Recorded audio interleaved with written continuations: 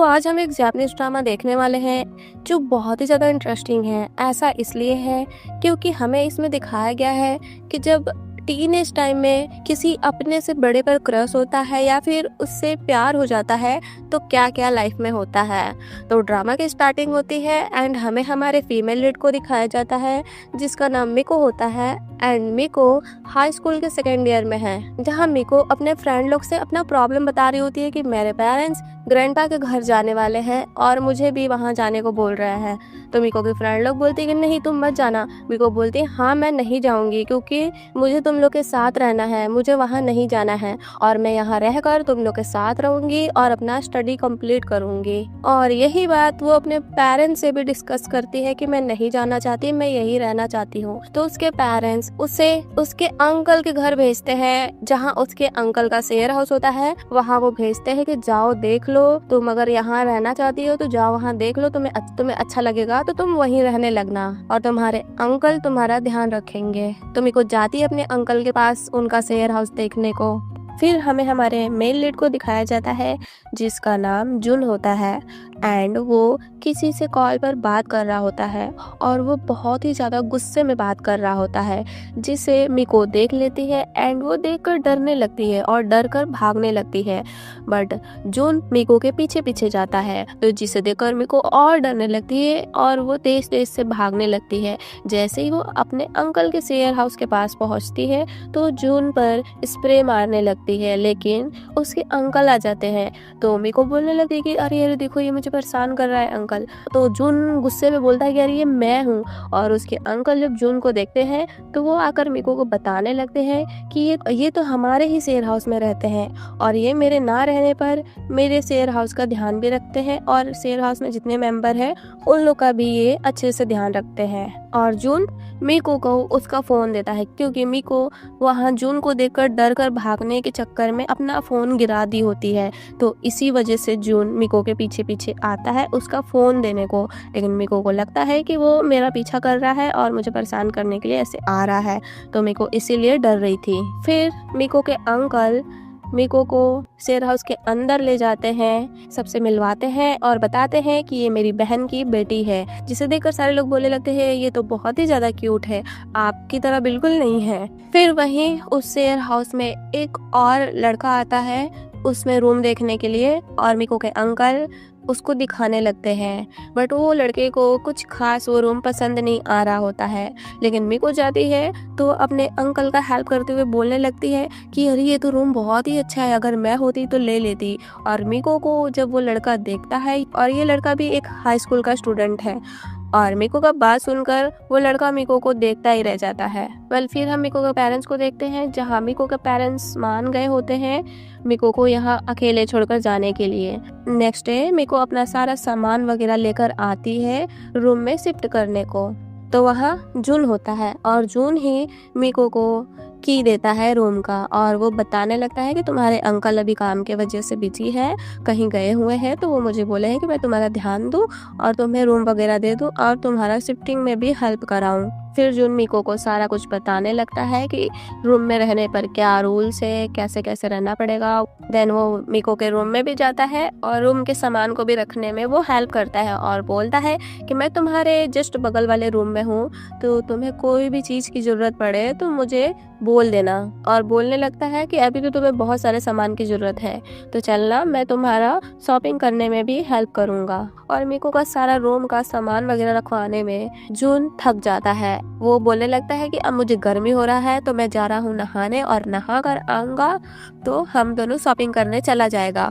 और वो ये बोलते ही अपना टी शर्ट निकाल देता है, जिसे देखकर मेरे को शौक हो जाती है कि है मेरे सामने ही, जाइए बाथरूम में निकालिए, मेरे सामने क्यों निकाल रहे हैं। फिर कुछ टाइम बाद दोनों शॉपिंग करने जाते हैं तो मेरे को जून से पूछने लगती है कि घर के बाकी मेंबर्स कहाँ हैं, उस दिन तो मैंने बहुत सारे लोग को देखा था। तो यहाँ जून बारी बारी सबका नाम एंड सबका काम वगैरह बताने लगता है मेरे को कि वो जो लड़का था जिसका हेयर लंबा था उसका नाम केंतारो है एंड वो एक बारटेंडर है और वो थोड़ा फ्लर्टी टाइप है तो उससे दूर रहना। एंड एक जो लेडी थी उसका नाम असाको है और वो एक नेल आर्टिस्ट है। और एक लड़की थी जो ग्लास लगाई थी उसका नाम अकाने है एंड वो एक पार्ट टाइम जॉब करती है करी रेस्टोरेंट में। और ये सब बताते बताते जुन बोलने लगता है कि मुझे अपने लिए भी कुछ शॉपिंग करना है, तो तुम यहाँ से ले लो और लेकर चली जाना शेयर हाउस, मैं अपना सामान लेकर मैं भी आ जाऊंगा।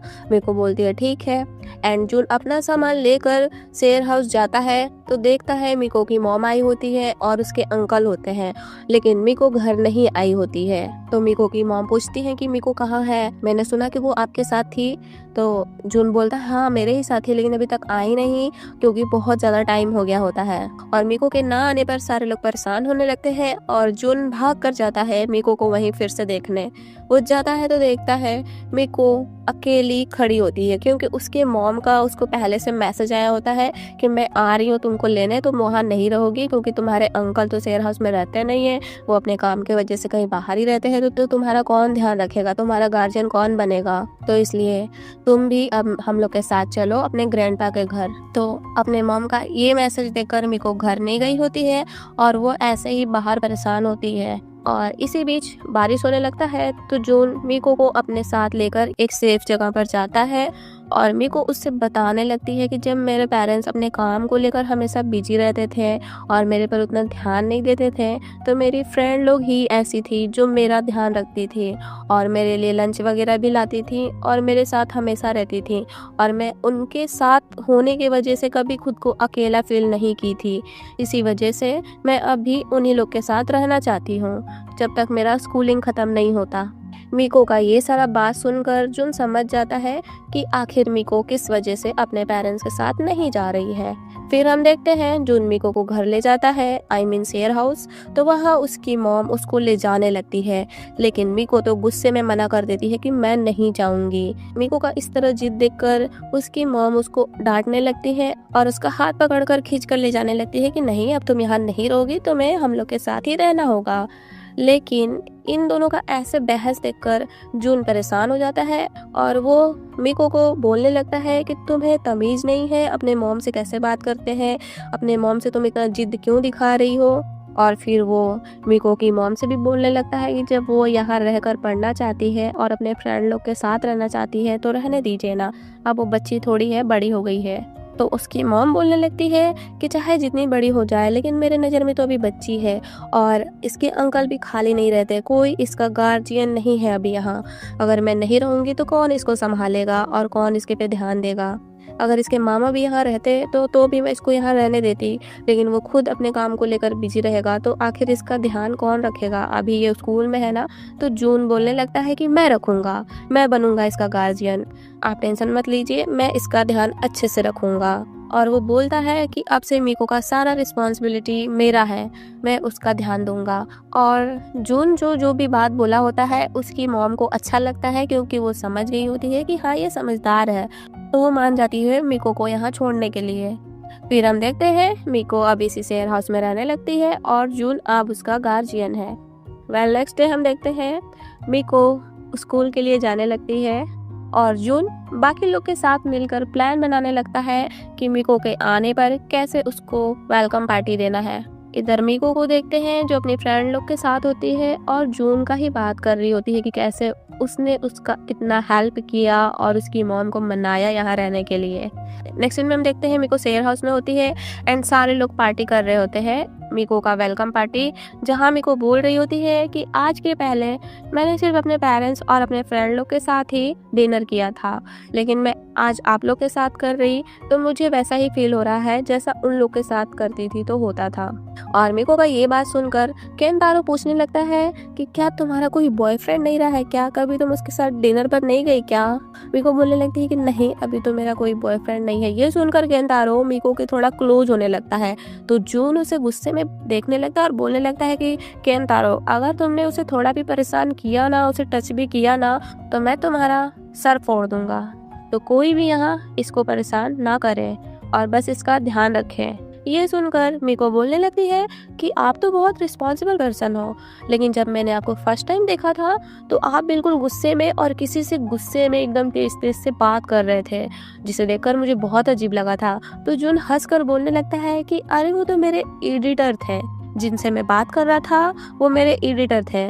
और यहाँ केन तारो बताने लगता है कि जून एक ग्राफिक डिज़ाइनर है। जैसे ये बुक के कवर का डिज़ाइन देख रही हो, ये जून ने ही किया है। ऐसे बहुत सारे डिज़ाइन हैं जो कवर पे होते हैं, वो जून ही करता है। फिर हमें कुछ टाइम बाद का दिखाया जाता है, जून अपना क्राफ्ट डिज़ाइन कर रहा होता है एंड वो मिको को बुलाता है अपने पास और वो उसे दिखाता है और पूछता है कि तुम्हें कौन सी फ़ोटो अच्छी लग रही है ज़्यादा, क्योंकि मैं एक high school love story book का कवर बना रहा हूँ, तो जिसकी वजह से मुझे ऐसा डिज़ाइन करना है जिससे हाई स्कूल स्टूडेंट को वो बुक का कवर पसंद आए। जहाँ मिको देखती है पर उससे दोनों में से कोई भी अच्छा नहीं लगता, लेकिन वो जून के मुंह पर ऐसे नहीं बोलना चाहती, तो वो अपना मुंह बनाकर थोड़ा बोलती है कि अच्छा है, दोनों ही अच्छा है। तो जून उसे बोलने लगता है कि सीरियसली बताओ, क्योंकि ये मेरे लिए बहुत इम्पॉर्टेंट है, तो तुम सीरियसली बताओ, क्योंकि तुम भी एक हाई स्कूल स्टूडेंट हो, तो तुम्हें पता होगा कि टीनेजर को कैसा पसंद आता है। तो यहाँ मिको सच बोल देती है कि दोनों में से कोई भी अच्छा नहीं है और वो बोलने लगती है, हम जैसे टीनेजर लोग को ऐसी चीज़ पसंद नहीं आती है, क्यूट क्यूट सी चीज़ पसंद आती है। तो जून बोलता है अब मैं क्यूट कैसे बनाऊँ। फिर हमें नेक्स्ट डे का दिखाया जाता है, मिको स्कूल के बाद अपने फ्रेंड लोग के साथ होती है। उन लोग को ऐसे साथ में वो अकाने लड़की जो करी रेस्टोरेंट में जॉब करती है वो देख लेती है। इधर जून को देखते हैं जो अपने एडिटर से बात करने गया होता है एंड वो अपना फोटोज उसे भी दिखाता है जो वो डिजाइन किया होता है, लेकिन उसे वो पसंद नहीं आता है। फिर जून घर आता है शाम को तो देखता है मिको अभी तक नहीं आई है और वो परेशान होने लगता है कि इतना टाइम हो गया और मिको अभी तक नहीं आई। उसके स्कूल की छुट्टी तो 3 बजे ही हो जाती है और अभी इतना टाइम हो गया, वो अभी तक नहीं आई। और वो ऐसे ही परेशान होकर मिको का वेट कर रहा होता है और ऐसे वेट करते करते रात के 8 बज जाते हैं, लेकिन मिको नहीं आती है। तो जुन परेशान होते होते जाने लगता है मिको को देखने, तो अकाने आती है एंड बताती है कि मैंने उससे देखा था और जहाँ वो देखी होती है वहाँ उसे बताती है। तो जुन भागकर वहीं जाता है तो देखता है मिको अकेली आ रही होती है। जाते ही जुन उसके ऊपर गुस्सा करने लगता है कि मैंने तुम्हें इतना कॉल किया, इतना मैसेज किया, तुमने कोई रिस्पांस नहीं दिया। मैं कभी से घर पे परेशान हो रहा हूँ कि तुम अब आओगी और तुम यहाँ ऐसे घूम रही हो और तुम्हारा फ़ोन कहाँ है, तुमने मेरा कोई रिस्पांस क्यों नहीं दिया। तो मम्मी को यहाँ बिल्कुल सैड सी होकर बताती है कि मेरा फ़ोन गुम हो गया। ये सुन जुन और ज़्यादा परेशान हो जाता है और जहाँ जहाँ मिको गई होती है वहाँ जाकर मिको का फ़ोन खोजने लगता है और फाइनली फ़ोन मिल जाता है, वो भी पुलिस की हेल्प से। अपना फ़ोन पाकर मिको जून से सॉरी बोल रही होती है, लेकिन जून तो मिको से गुस्सा होता है और वो उसका बात नहीं सुन रहा होता है। और फिर जून गुस्से में बोलने लगता है कि आज के बाद कभी ऐसा दोबारा मत करना। अगर कहीं तुम्हें जाना होगा एटलीस्ट मुझे बता देना कि हाँ मैं यहाँ जा रही हूँ या क्या करने जा रही हूँ, क्योंकि अब कोई भी प्रॉब्लम तुम्हें होगी तो वो सिर्फ तुम्हारी प्रॉब्लम नहीं होगी, मेरी भी प्रॉब्लम होगी। मिको बोलती है हाँ ठीक है, अब से मैं सारा कुछ आपको बता दूंगी। और ये सुनकर जून जाता है उसके लिए हॉट ड्रिंक लाता है और उसे देता है पीने को। और मिको अपना फ़ोन चेक करती है तो देखती है जून का बहुत सारा कॉल आया होता है एंड मैसेज आया होता है, जिसे देखकर मिको स्माइल करने लगती है कि ये इतना परेशान हो रहे थे मेरे लिए। और वो जून से हंसकर बिल्कुल बोलने लगती है कि अब मैं आपको ऐसे परेशान नहीं करूँगी। जून मिको के लिए हॉट ड्रिंक के साथ कुछ और भी लाया होता है देने को, पर वो दे नहीं पाता। फिर हमें दिखाया जाता है जून अपने रूम में होता है और उसे मिको का मैसेज आता है जहाँ मिको उसे ड्रिंक के लिए थैंक्स बोलती है। तो जून बोलता है कि तुम्हें थैंक्स ही बोलना था तो सामने से बोलना चाहिए। मिको बोलती है हाँ नेक्स्ट टाइम से सामने से बोल दूंगी। एंड वो उसे कुछ फोटोज भेजने लगती है और बोलती है आपके कवर डिज़ाइन के लिए ये शायद हेल्पफुल होगा। जो high school love story book cover के लिए वो डिज़ाइन कर रहा होता है उसी के लिए मिको ये भेजी होती है। और जून देखकर वो समझ जाता है कि मिको यही सब फ़ोटो लेने के लिए आज इतना लेट से आई और इसी सब फ़ोटो के लिए वो इतना घूमी और अपना फ़ोन भी घुमा दी। ये सब फोटो पाते ही जून अपना काम स्टार्ट कर देता है एंड वो रात भर में अपना सारा काम कंप्लीट कर देता है और सुबह होते ही बिल्कुल वो मिको का डोर नॉक करता है एंड मिको को उठाता है और उसे दिखाकर पूछने लगता है कि अब बताओ अब कैसा है, अब तुमको पसंद आया कि नहीं और अब क्यूट दिख रहा है कि नहीं। और वो फोटो को देखते ही मिको बिल्कुल हैप्पी होकर बोलने लगती है कि हाँ अब ये तो बहुत ही ज़्यादा अच्छा लग रहा है। मिको का बात सुनकर जून भी बहुत ही ज़्यादा हैप्पी हो जाता है एंड वो उसे वही चीज़ देता है जो वो लिया होता है लेकिन देता नहीं है वो हॉट ड्रिंक देते टाइम, तो वो अभी देता है और वो एक फ़ोन ट्रैप होता है। और वो देते हुए मिको से बोलता है कि जितनी तुम दिखती नहीं हो उससे ज़्यादा क्लमजी हो, तो ये लो फ़ोन ट्रैप लगा लो जिससे तुम्हारा फ़ोन अब कहीं खोएगा नहीं और ना ही कहीं गिरेगा। और जून का ऐसा बिहेवियर देखकर मिको को बहुत ज़्यादा अच्छा लगता है एंड वो फ़ोन ट्रैप देखते हुए ब्लश करने लगती है। नेक्स्ट सीन में हम देखते हैं जून अपने एडिटर को वो फ़ोटो दिखा रहा होता है, तो उसके एडिटर को भी वो फ़ोटो बहुत ही ज़्यादा अच्छा लगता है। तो वो पूछती है कि तुम तो इतना क्यूट चीज़ बना नहीं सकते, तो तुम किसकी हेल्प से ये बनाने लगे। जून यहाँ मिको के बारे में बताने लगता है और बहुत ही ज़्यादा खुश दिख रहा था। तो उसकी एडिटर बोलती है कि कहीं ना कहीं वो लड़की तुम्हारे लिए बहुत स्पेशल है। इधर मिको को देखते हैं जो अपने स्कूल में होती है और जून का दिया हुआ फोन स्ट्रैप देखकर ब्लश कर रही थी। फिर जून घर जाता है तो देखता है एक न्यू मेंबर आया होता है शेयर हाउस में। ये वही न्यू मेंबर है जिसे मिको पहली बार मिली होती है और वो बोलती है कि ये रूम बहुत अच्छा है।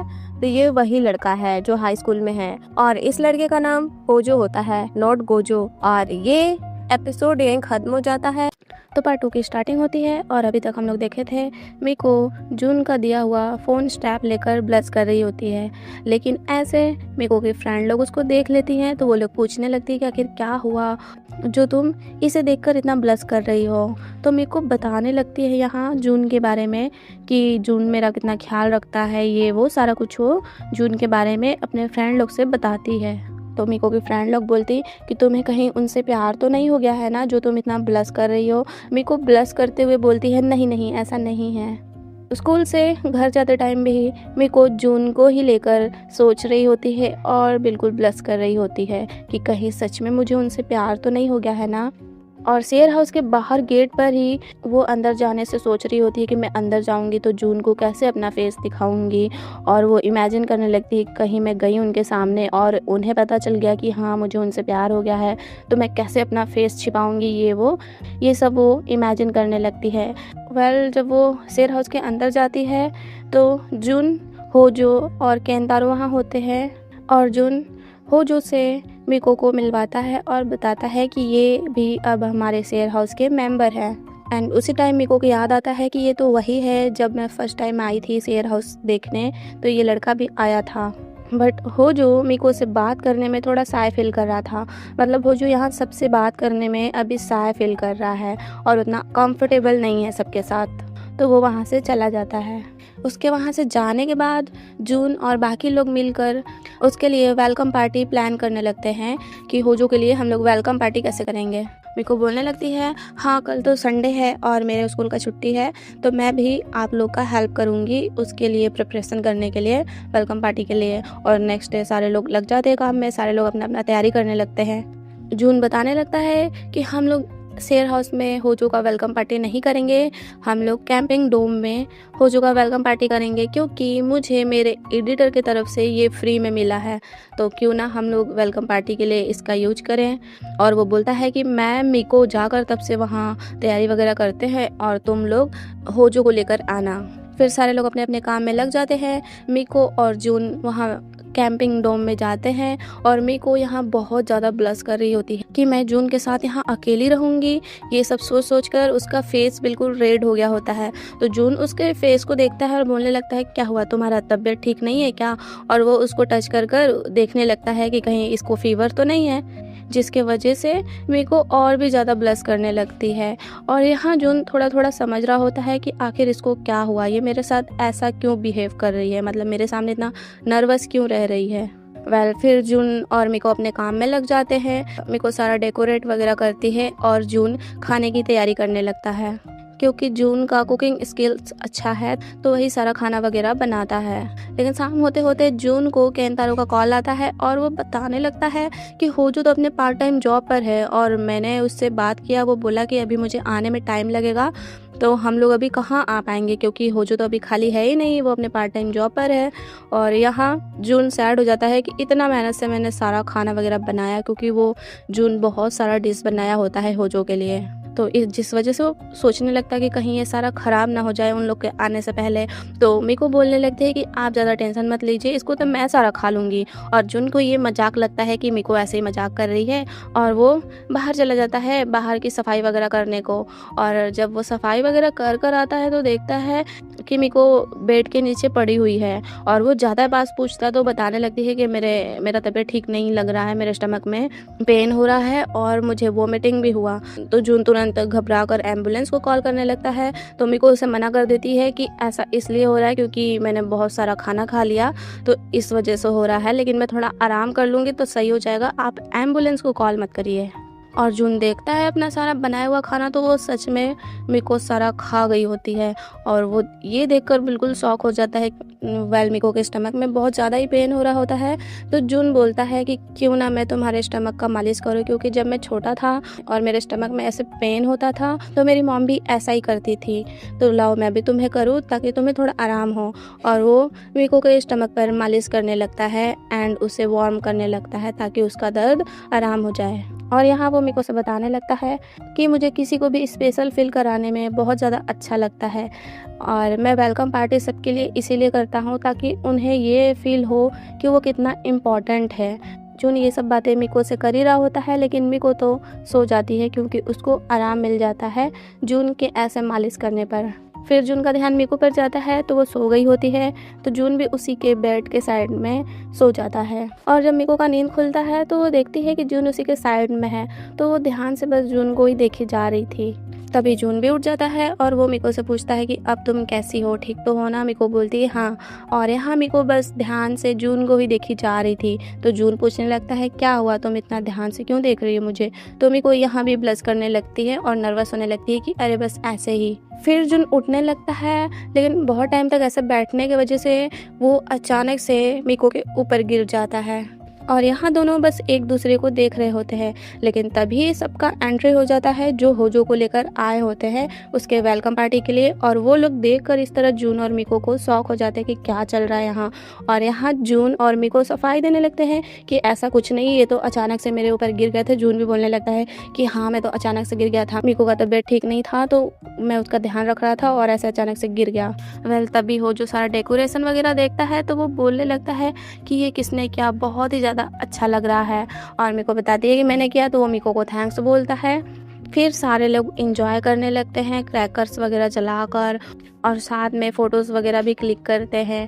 और यहाँ होजो को बहुत ज़्यादा अच्छा फील हो रहा था और वो बस स्माइल कर कर सबको देख रहा था कि मेरे लिए सारे लोग इतने खुश हैं। और वो जून को थैंक्स भी बोलता है।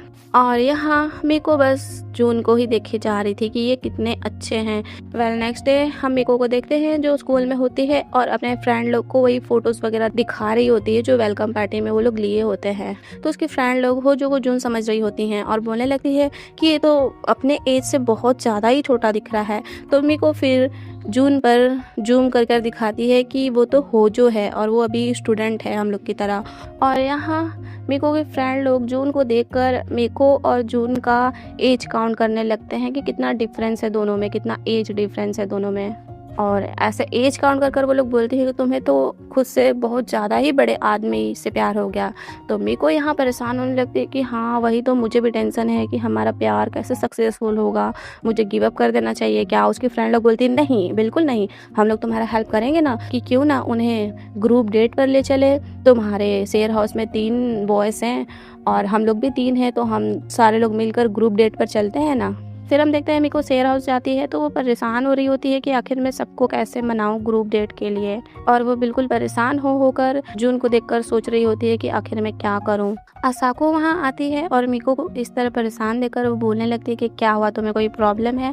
तो मिको यहाँ झूठ बोलने लगती है कि मेरी एक फ्रेंड को होजो पसंद है तो वो उसके साथ ग्रुप डेट पर जाना चाहती है। और डेट का नाम सुनते ही जून तो बिल्कुल गुस्सा होने लगता है कि क्या तुम डेट पर जाना चाहती हो? तो मिको बोलती नहीं नहीं मैं नहीं, मेरी फ्रेंड जाना चाहती है, वो भी होजो के साथ। पर मुझे भी साथ में जाना होगा क्योंकि वो चाहती है कि मैं भी चलूँ उसके साथ। लेकिन यहाँ जून गुस्सा होने लगता है कि अपना एज देखी हो, अभी तुम ये सब करने के लायक नहीं हो, अभी तुम छोटी हो, तो ये सब मत करो। जून बहुत ज़्यादा ही मिको पर गुस्सा होने लगता है। केंतारो बोलने लगता है कि जून तुम क्यों इतना गुस्सा हो रहे हो, कहीं तुम मिको को लाइक तो नहीं करते हो ना। तो यहाँ मिको बिल्कुल प्यार से जून को देखने लगती है और जून भी मिको को देख रहा होता है और बोलता है ऑब्वियसली नहीं, मैं उसको लाइक नहीं करता हूँ, लेकिन उसका गार्डियन होने की वजह से मैं ऐसा बोल रहा हूँ। और होजो अलग ही शौक में है कि क्या, कौन मुझे लाइक करने लगी, किसको मैं पसंद आ गया और किसके साथ मुझे डेट पर जाना है। फिर होजो से केंतारो बोलता है कि ये लोग 3 गर्ल्स रहेंगी, मतलब मिको की 2 फ्रेंड्स हैं और एक मिको, तो तुम भी अपने 2 फ्रेंड्स को ले लेना ताकि तुम लोग भी 3 हो जाओ और अच्छे से डेट एंजॉय करना। फिर मिको को देखते हैं जो अपने रूम में जाती है और बिल्कुल परेशान होने लगती है कि मैं जून को नहीं बोल पाई, जिसको मैं बोलना चाहती थी उनको तो बोल ही नहीं पाई और होजो को बोल दी। नेक्स्ट डे जाती है अपने फ्रेंड लोग के पास और उन लोग से बताती है कि मैं जून को नहीं बोल पाई। उसकी फ्रेंड लोग बोलती है कोई बात नहीं, लेकिन होजो तो आ रहा है ना, क्योंकि मिको के एक फ्रेंड को होजो बहुत ही ज़्यादा पसंद आ गया होता है। वहाँ होजो भी आ जाता है अपने फ्रेंड लोग के साथ में और सारे लोग डेट इंजॉय करने लगते हैं। इधर जून को देखते हैं जो घर पर बिल्कुल परेशान हो रहा होता है कि आखिर वो अभी क्या कर रही होगी क्या नहीं, और मिको को बार बार मैसेज कर कर वो डिलीट कर रहा होता है कि नहीं मैं उसको परेशान नहीं कर सकता। मिको को देखते हैं जहाँ मिको के क्लोज कोई भी होजो का फ्रेंड आने को सोच रहा था तो होजो उन लोग को दूर कर देता है। मतलब यहाँ होजो बिल्कुल मिको का ध्यान रख रहा होता है डेट पर भी। फिर भी सारे लोग इंजॉय करते हैं, लेकिन जून तो इधर बिल्कुल बेचैन है मिको को सोच सोच कर। और केंतारो ऐसा देख लेता है कि जून इतना परेशान हो रहा है तो वो बोलता है कि क्यों ना हम दोनों भी चले ग्रुप डेट पर। जून तो पहले मना कर देता है लेकिन वो फिर बोलता है कि हाँ चलो चलते हैं हम लोग भी, जब वो लोग हम लोग से छोटे होकर जा सकते हैं तो हम लोग तो उनसे बड़े हैं, तो हम लोग क्यों नहीं जा सकते। फिर वो दोनों ग्रुप डेट पर जाते हैं, लेकिन यहाँ भी जून मिको ही रट्टा मारा होता है। मतलब वो सारा बात सिर्फ मिको का ही कर रहा होता है ग्रुप डेट पर भी, और बहुत ही ज्यादा ड्रिंक कर रहा होता है। फिर हम देखते हैं डेट के बाद मिको के ग्रुप वाले और जून के ग्रुप वाले आ रहे होते हैं, लेकिन रास्ते में ही दोनों ग्रुप मिल जाते हैं। और यहाँ मिको जून को किसी और लड़की के साथ देखकर अंदर ही अंदर बिल्कुल जल जाती है कि है ये किसी लड़की के इतना क्लोज कैसे हो सकते हैं। और जून के साथ वाली एक लड़की मिको को देखती है और बोलने लगती है कि ये वही लड़की है जिसके बारे में तुम इतना बात कर रहे थे, ये तो सच में बहुत ज्यादा क्यूट है। लेकिन मिको तो बिल्कुल जेलस हो रही होती है। केंतारो जून से बोलता है कि तुम इतना मिको कर रहे थे, लो मिको आ गई हम लोग के सामने, तो चलो अब हम लोग साथ में चलते हैं। जून तो अभी तक गुस्से में था और वो बोलता है कि छोड़ो जाने दो, हम लोग अपना देखते हैं। और ऐसा बोलकर जून एक लड़की के साथ वहाँ से चला जाता है और मिको भी वहाँ से गुस्सा होकर चली जाती है। लेकिन होजो मिको के पीछे पीछे जाता है उसका ध्यान रखने को। तभी मिको का ट्रैप गिर जाता है जो जून उसे दिया होता है, एक गटर में गिर जाता है, जिससे मिको बिल्कुल परेशान होकर उसको निकालने लगती है, लेकिन वो निकाल नहीं पाती। होजो भी हेल्प करता है लेकिन वो निकाल नहीं पा रहा होता है। तभी वहाँ जून आता है और वो बोलने लगता है कि तुम दोनों यहाँ क्या कर रहे हो। और ये देखकर जून भी उन लोग का हेल्प करने लगता है, जिससे मिको अपना फोन स्ट्रैप निकाल पाती है। और जून को इस तरह देखकर मिको को जून से फिर से प्यार होने लगता है। मतलब वो सारा अपना गुस्सा भूल जाती है और वो जून को प्यार से देखने लगती है। फिर सारे लोग शेर हाउस के अंदर जाते हैं और यहाँ मिको बस जून से उसी लड़की के बारे में पूछ रही होती है जो जून के बिल्कुल क्लोज थी, कि आखिर आप दोनों इतना क्लोज क्यों थे, आप दोनों डेट कर रहे हो क्या। जून यहाँ मना कर रहा होता है कि नहीं ऐसा कुछ नहीं है, हम लोग के बीच ऐसा कुछ नहीं हुआ था, वो तो बस वो ड्रंक हो गई थी, मैं उसको छोड़ने गया था, ये वो जून बहुत बोलता है। और मिको बस सवाल पे सवाल की जा रही थी और होजो इन दोनों का बात सुन रहा होता है और वो मिको को ध्यान से बस देख रहा होता है। फिर जून बोलता है कि मैं जा रहा हूँ केंतारो के पास उसके बार में, और तुम दोनों डिनर कर कर सो जाना। जून के जाने के बाद होजो बताने लगता है कि जून तुम्हारा बहुत ज़्यादा ही ध्यान रखते हैं। मिको बोलती है कि हाँ मुझे पता है। और फिर होजो जून का किया हुआ मैसेज दिखाने लगता है, क्योंकि जून मिको को मैसेज नहीं किया होता है, वो होजो को मैसेज किया होता है कि मिको का ध्यान रखना, वो अभी क्या कर रही है, लड़कों से उसको दूर रखना, कोई उसके पास ना आए। बहुत सारा वो मैसेज होजो को किया होता है ताकि वो मिको का ध्यान रखे। और ये सारा मैसेज देखकर मिको तो बिल्कुल ब्लश करने लगती है और उसे और ज्यादा ही प्यार होने लगता है जून से। इधर जून को देखते हैं जो केंतारो के बार में होता है और तभी उसे मिको का मैसेज आता है कि मेरा इतना ध्यान रखने के लिए थैंक्स और गुड नाइट का उसको मैसेज आया होता है। और मिको का इस तरह मैसेज देखकर जून स्माइल करने लगता है। तो केंतारो उसको देखकर पूछता है कि कहीं तुम्हें मिको से प्यार तो नहीं हो गया ना, जो तुम मिको का इतना ध्यान रखते हो। तो जून यहाँ कुछ सोचता है लेकिन बोलता है कि बिल्कुल भी नहीं, मुझे उससे प्यार नहीं है, पर मैं अभी उसका गार्डियन हूँ तो मेरा हक बनता है कि मैं उसके हर एक चीज पर ध्यान रखूं। और ये पार्ट यही खत्म हो जाता है। तो पार्ट 3 का स्टार्टिंग होता है और पार्ट 3 में मिको को पता चलता है कि जून का बर्थडे आने वाला है, क्योंकि सारे मेंबर्स, शेयर हाउस के सारे मेंबर्स यही बात कर रहे होते हैं कि जून का बर्थडे आने वाला है, तो उसके लिए हम लोग कैसे पार्टी करेंगे। और वो लोग सारा प्रिपरेशन वगैरह करने लगते हैं कि कौन क्या क्या करेगा और कैसे कैसे होगा। तो मिको को भी पता चलता है, तो मिको भी सोच लेती है कि मैं भी जून को गिफ्ट दूंगी कोई अच्छा सा। और जो गिफ्ट मिको जून को देना चाहती है वो थोड़ा एक्सपेंसिव है, तो इस वजह से मेरे को परेशान होने लगती है कि मैं उनको कैसे ये गिफ्ट दूंगी, क्योंकि मेरा तो पॉकेट मनी भी इतना नहीं है। तो वो परेशान होकर सबसे बोलती है कि मैं उनको कैसे गिफ्ट दूंगी। तो सारे लोग बोलने लगते हैं कि जितना हो सके तुम उतना ही देना, लेकिन मेरे को यहाँ बोलती है कि नहीं, वो मेरा इतना ख्याल रखते हैं तो कम से कम मैं उनके काम की चीज़ ही कोई अच्छी सी दूँ। और मीको को इस तरह परेशान देखकर हो जो मीको के पास जाता है और उसे पूछने लगता है कि जिस रेस्टोरेंट में पार्ट टाइम जॉब करता हूँ तो वहाँ एक वर्कर की ज़रूरत है, तो क्या तुम वहाँ पार्ट टाइम जॉब करना चाहोगी। ये बात सुनकर मीको तुरंत हाँ बोल देती है, लेकिन उसे फिर रियलाइज होता है कि कहीं जून को पता चलेगा तो वो गुस्सा होंगे मेरे पर। तो यहाँ होजो बोलता है कि तुम टेंशन मत लो, मैं उनको पता होने नहीं दूंगा। नेक्स्ट डे से मेरे को लग जाती है, क्योंकि उसको पता है कि मैं रेस्टोरेंट में जॉब करूँगी, तो वो थोड़ा अपना खाना वाना बनाने का प्रिपरेशन करने लगती है कि कैसे खाना को सर्व किया जाता है, ये सब वो तैयारी करने लगती है। तो जून इस तरह मिको को देखकर सोचने लगता है कि ये आज से पहले तो कभी किचन की तरफ गई भी नहीं थी, तो आज ये कैसे इतना अच्छे से खाना वाना बना रही है। तो मिको से पूछता है क्या हुआ, तुम्हारा तबीयत तो ठीक है ना, तुम आज से पहले मैं तुम्हें यहाँ कभी नहीं देखा। तो मेरे को यहाँ बोलने लगती है कि हाँ, अब मैं बड़ी हो गई हूँ तो कहीं मेरा शादी होगा तो ये सब काम आएगा मेरे लिए, तो इसलिए ये सब मैं कर रही हूँ। तो जून ये बात सुनकर मेरे पर हंसने लगता है और फिर तभी उसे रियलाइज होता है कि वैलेंटाइन डे भी अब आने वाला है। और वो परेशान होने लगती है कि मैं तो जून के बर्थडे पार्टी के लिए ही तैयारी कर रही थी और मुझे तो वैलेंटाइन डे का याद ही नहीं है, अब मैं उनके लिए चॉकलेट कैसे लूँगी। ये सब सोचकर वो और ज़्यादा परेशान होने लगती है कि अभी मुझे जून के लिए चॉकलेट भी लेना है और उनके लिए प्रेजेंट भी लेना है। तभी होजो अपने पार्ट टाइम जॉब के लिए जा रहा होता है, तो मिको भी उसके साथ जाने लगती है अपने स्कूल के लिए। फिर हम देखते हैं जून मिको का फेवरेट डिश उसके लिए बना रहा होता है, क्योंकि मिको आज बोल कर गई होती है कि मुझे एक्स्ट्रा क्लासेस करना है तो मुझे आने में लेट हो जाएगा। तो इस वजह से जून खुश हो जाता है कि अच्छा, मिको अपने पढ़ाई पर इतना ध्यान दे रही है, तो वो उसका फेवरेट डिश बनाता है। लेकिन मिको तो स्कूल के बाद अपने पार्ट टाइम जॉब पर चली गई होती है, वही होजो के साथ। मिको का आज फर्स्ट डे होता है ऐसे पार्ट टाइम जॉब पे, तो वो अच्छे से अपना काम नहीं कर पा रही थी, मतलब थोड़ी नर्वस रह रही थी, लेकिन होजो उसके हर एक काम में हेल्प कर रहा था।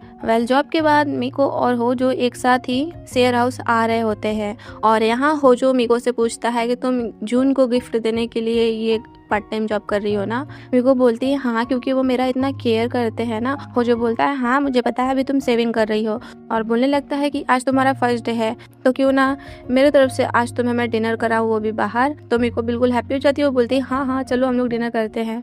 और इधर हम जून को देखते हैं जो मिको का वेट कर रहा होता है उसका फेवरेट डिश बनाकर कि मिको अब आएगी। लेकिन मिको और होजो फिर साथ में शेयर हाउस आते हैं और यहाँ मिको आते ही जून से बोलने लगती है कि आज होजो ने मुझे डिनर कराया और हम दोनों ने डिनर कर लिया है, जिससे जून थोड़ा सैड हो जाता है कि मैंने इतना मेहनत से इसके लिए बनाया और ये डिनर कर आई है।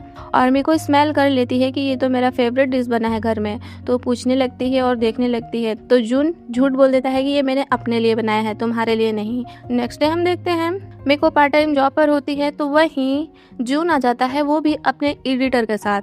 और जून को देखते ही मिको बिल्कुल छिपने लगती है कि आखिर मैं कहाँ जाऊँ, ये मुझे देख लिए तो मुझे बहुत बोलेंगे, ये वो डर कर बिल्कुल वो छिपने लगती है।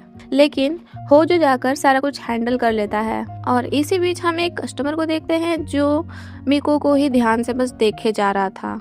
हम कुछ टाइम बाद देखते हैं जून केंतारो के पास होता है और ड्रिंक कर रहा होता है बहुत ज्यादा ही। तो केंतारो से पूछता है क्या हुआ, तुम इतना ड्रिंक क्यों कर रहे हो। तो जून यहाँ बताने लगता है कि मैंने देख लिया। तो केंतारो पूछता है क्या देख लिए। तो जून बोलता है कि मैंने देख लिया होजो जहाँ पार्ट टाइम जॉब करता है वहीं मीको भी पार्ट टाइम जॉब करती है। और मीको मुझसे छिप रही थी, पर उसने मुझसे ऐसे झूठ क्यों बुलाया ऐसा पार्ट टाइम जॉब करने के लिए? कहीं वो दोनों डेट तो नहीं कर रहे ना एक दूसरे को? केंतारो बोलने लगता है कि तुम इतना परेशान क्यों हो रहे हो, कहीं तुम्हें मीको में कोई इंटरेस्ट तो नहीं है ना? जून बोलने लगता है ऐसा नहीं है। फिर हम देखते हैं मीको और होजो शेयर हाउस आते हैं पार्ट टाइम जॉब से, तो उनके पीछे पीछे कोई आता है और चोरी चोरी उन दोनों को देख रहा होता है। लेकिन तभी जून भी आ जाता है और वो देख लेता है उस आदमी को, और वो आदमी जून को देखते ही वहाँ से भाग जाता है। इधर होजो अंदर मीको से बताने का कोशिश कर रहा होता है अपनी फीलिंग, क्योंकि होजो मीको को लाइक करता है फर्स्ट डे से ही। तो वो बीच बीच में अपनी फीलिंग्स ऐसे मीको को बताना चाहता है लेकिन नहीं बता पाता है। तो आज भी वो बताने का कोशिश करता है, तभी जून आ जाता है बीच में, और जून आते ही बोलने लगता है कि तुम दोनों अभी आए हो ना घर? तो मीको और होजो बोलते हैं हाँ। तो जून उन लोग से बोलने लगता है कि थोड़ा रात को संभल कर आया करो, क्योंकि अभी बाहर मैंने एक वियर्ड आदमी को देखा, तो तुम दोनों संभल कर आया करो। और फिर जून अपने रूम में जाकर मीको को ही सोचने लगता है और केंतारो का बोला हुआ बात सोचने लगता है। और वो अब सोच लेता है कि अब मैं मीको के बीच में उतना नहीं आऊँगा, जितना हो सके बस उतना ही मैं उसको बोलूँगा और रोकूंगा। फिर नेक्स्ट डे भी हम देखते हैं रेस्टोरेंट में मीको को बार बार वही आदमी बिल्कुल ध्यान से देख रहा होता है जो यहाँ का डेली का कस्टमर है। आज तो मीको को रात में आने में घर लेट हो गया होता है, लेकिन फिर भी जून उतना अब मीको को लेकर परेशान नहीं होता है। इधर मीको को देखते हैं जिसे आज अकेले शेयर हाउस आना हो रहा था, क्योंकि होजो अपने स्टडी को लेकर लाइब्रेरी गया होता है, तो जिस वजह से आज मीको को अकेले आना पड़ता है। और वो जैसे ही रेस्टोरेंट से बाहर निकलती है तभी एक आदमी उसके पीछे लग जाता है और वो मीको के पीछे पीछे आ रहा होता है। और इधर देखते हैं शेयर हाउस में होजो शेयर हाउस में आ गया होता है। उसके आते ही जून पूछने लगता है कि मीको कहाँ है, वो तो तुम्हारे साथ आती है ना? तो होजो बताता है कि नहीं, मुझे आज लाइब्रेरी जाना था, तो वो अकेली आ रही होगी। ये बात सुनते ही जून मीको को कॉल करने लगता है, लेकिन मीको कॉल नहीं उठाती है। और जब मीको कॉल नहीं उठाती तो जून परेशान होकर मीको को लेने जाने लगता है। इधर देखते हैं मीको के पीछे पीछे वही आदमी आ रहा होता है, और जैसे ही मीको अपना फोन निकालती है जून को कॉल करने के लिए, तब से वो आदमी उसको रोक लेता है। और वो आदमी का फेस हम देखते हैं तो ये वही होता है जो डेली रेस्टोरेंट में आकर मीको को ध्यान से देखता रहता था। और वो मीको को अपने साथ फोर्सफुली ले जाने लगता है कि चलो मुझे तुमसे कुछ बात करना है, चलो थोड़ा साइड में चलो, ऐसे बोलकर वो मीको को फोर्सफुली ले जाने लगता है। लेकिन तभी वहाँ जून आ जाता है और वो उस आदमी को धक्का दे देता है और बोलने लगता है कि तुम हो कौन और उसको टच कैसे किए? और ऐसे जून को देखकर वो आदमी डर कर वहाँ से भागने लगता है। उसके जाते ही मीको जून को हक कर लेती है और रोने लगती है और सॉरी बोलने लगती है कि मैंने आपको बताया नहीं और मैंने आपसे झूठ बोला कि मैं स्टडी के लिए लेट से आ रही, दरअसल मैं पार्ट टाइम जॉब कर रही। तो जून बोलता है हाँ मुझे पहले से पता है और कोई बात नहीं, लेकिन अब ध्यान से आना जाना। और तभी वहाँ होजो भी आ जाता है, जिसको देखकर जून पूछने लगता है कि मुझे पता है तुम दोनों डेट कर रहे हो। तो यहाँ मेरे को रोते हुए बोलने लगती है कि क्या आपको कोई गलत फहमी है, हम दोनों डेट नहीं कर रहे हैं। और ये बात सुनकर मेरे को से रहा नहीं जाता और वो बोलने लगती है ऐसा नहीं है, मैं तो बस आपसे। लेकिन यही बोलकर वो रुक जाती है और सोचने लगती है ये सही टाइम नहीं है अपना लव कॉन्फेस करने के लिए, तो वो रुक जाती है। और होजो भी वहाँ आकर क्लियर कर देता है कि आप जो सोच रहे हैं कि हम दोनों डेट कर रहे हैं, वो तो मैंने ही मीको को पार्ट टाइम जॉब करने के लिए पूछा था, इस वजह से इधर बीच हम दोनों थोड़ा साथ साथ रह रहे हैं, लेकिन हम दोनों एक दूसरे को डेट नहीं कर रहे हैं। ये बात सुनकर जून को थोड़ा शांति मिल जाता है। नेक्स्ट डे मीको और उसकी फ्रेंड लोग बात कर रही होती है कि वैलेंटाइन डे पर मीको जून को चॉकलेट कैसे देगी, मतलब सारे लोग रहेंगे तो वो चॉकलेट जून को कैसे देगी। और ये लोग ऐसे बात ही कर रहे होते हैं, तभी वहाँ एक न्यू टीचर आती हैं जिनका अभी न्यू ट्रांसफर हुआ होता है और वो पूछने लगती है कि क्या बात चल रहा है तुम लोग में, बड़ा हैप्पी हैप्पी सी दिख रही हो।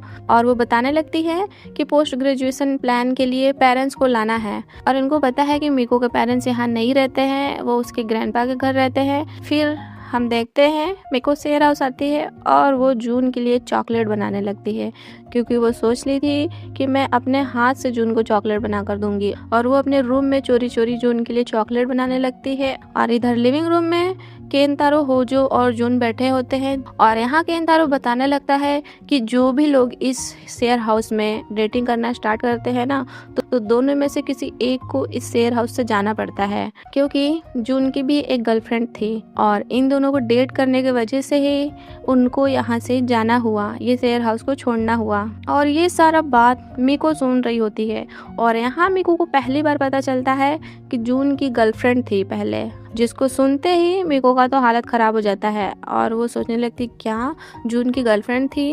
केंतारो यहाँ बताने लगता है जून के गर्लफ्रेंड के बारे में और फोटो दिखाने लगता है। जब केंतारो फोटो दिखाता है जून की गर्लफ्रेंड का, तो ये वही होती है, मिको की टीचर होती हैं जो अभी ट्रांसफ़र हुई होती हैं, वही होती हैं और वो पहले यहाँ रह चुकी थी, लेकिन फिर दोनों अलग हो जाते हैं। लेकिन मिको तो ये सारा बात सुनकर बिल्कुल सैड सी रह रही थी अब, और वो स्कूल में भी यही सोच रही होती है कि हाँ ये तो नॉर्मल है, वो तो इतने ज़्यादा बड़े हैं तो उनकी गर्लफ्रेंड हो सकती हैं, मुझे इतना टेंशन नहीं लेना चाहिए।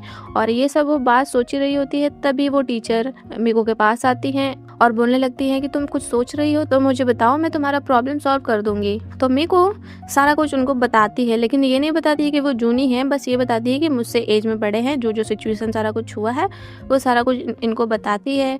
तो वो बोलने लगती है कि देखो मिको, लाइफ में बहुत सारे चांस आते हैं, लेकिन प्यार में जो दुख और स्ट्रगल करना पड़ता है ना, वो मैंने भी देखा है। तो तुम अपने दिल की सुनो अभी, क्योंकि अगर तुम अभी अपने दिल की नहीं सुनोगी तो आगे चलकर तुम्हें बहुत रिग्रेट फील होगा। और अपने टीचर की ये सारी बात सुनकर मिको को बेटर फील होता है, तो वो सोच लेती है कि हाँ अब तो मैं जून को पाकर ही रहूँगी। और मिको के टीचर ये भी बोलती हैं कि तुम टेंशन मत लो, पोस्ट ग्रेजुएशन के लिए जो प्लान्स है वो मैं तुम्हारी मॉम से बात कर थोड़ा डेट आगे का कर लूँगी, लेकिन तुम अभी अपने दिल की सुनो, जो तुम्हें सही लगे वो करो। फिर हम देखते हैं मिको अपने फ्रेंड लोग के साथ होती है, तभी उसकी मॉम का कॉल आता है और वो बोलने लगती है कि मैं टोक्यो आ रही हूँ, तुम्हारे टीचर का अभी मुझे मैसेज आया था कि तुम अपना पोस्ट ग्रेजुएशन प्लान का डेट बढ़ा रही हो, तो आखिर क्यों? अभी तुमने डिसाइड नहीं किया कि तुम हाई स्कूल के बाद क्या करोगी आगे, तुम्हारा कोई प्लान्स नहीं है? तो चलो मैं आ रही हूँ, अब तुमसे मैं सामने से पूछूंगी कि तुम क्या करना चाहती हो आगे। ये बात सुनते ही मिको बिल्कुल डरने लगती है और वो जून से जाकर भी बताती है कि मॉम मेरी यहाँ आ रही हैं। और जून भी डरने लगता है कि तुम्हारा रूम तो साफ़ है ना, तुमने सारा कुछ अपना सही से रखा है ना, तुम्हारी मॉम को ये ना लगे कि मैं तुम्हारा ध्यान नहीं रखता। मिको बोलती हाँ सारा कुछ तो सही है, लेकिन वो जो चॉकलेट जून के लिए बनाई होती है उसमें सारा सामान वो अपने रूम में फैलाई होती है, तो वो भाग कर जाती है उन सबको साफ़ करने। जून भी देख रहा होता है कि आखिर ये क्या यहाँ फैलाई हुई है, क्या ये की क्या है, लेकिन मिको उससे छिपाती रहती है, वो उसको नहीं दिखाती कि मैंने क्या किया है। मिको की मॉम आ जाती हैं और सबसे बिल्कुल अच्छे से बात करती हैं और जून के लिए तो कुछ प्रेजेंट भी लाई होती हैं अपने महाविले से, और वो सबसे पूछती भी है कि मिको ज़्यादा परेशान तो नहीं करती है ना, अपना काम वाम अच्छे से करती है ना। और सारे लोग यहाँ मिको का तारीफ़ पे तारीफ़ किए जा रहे थे कि हाँ मिको बहुत समझदार बच्ची है, हर चीज़ वो अपना अच्छे से करती है, स्टडी भी अच्छे से करती है, डेली स्कूल भी जाती है। सारे लोग तारीफ़ करते हैं बस मिको का।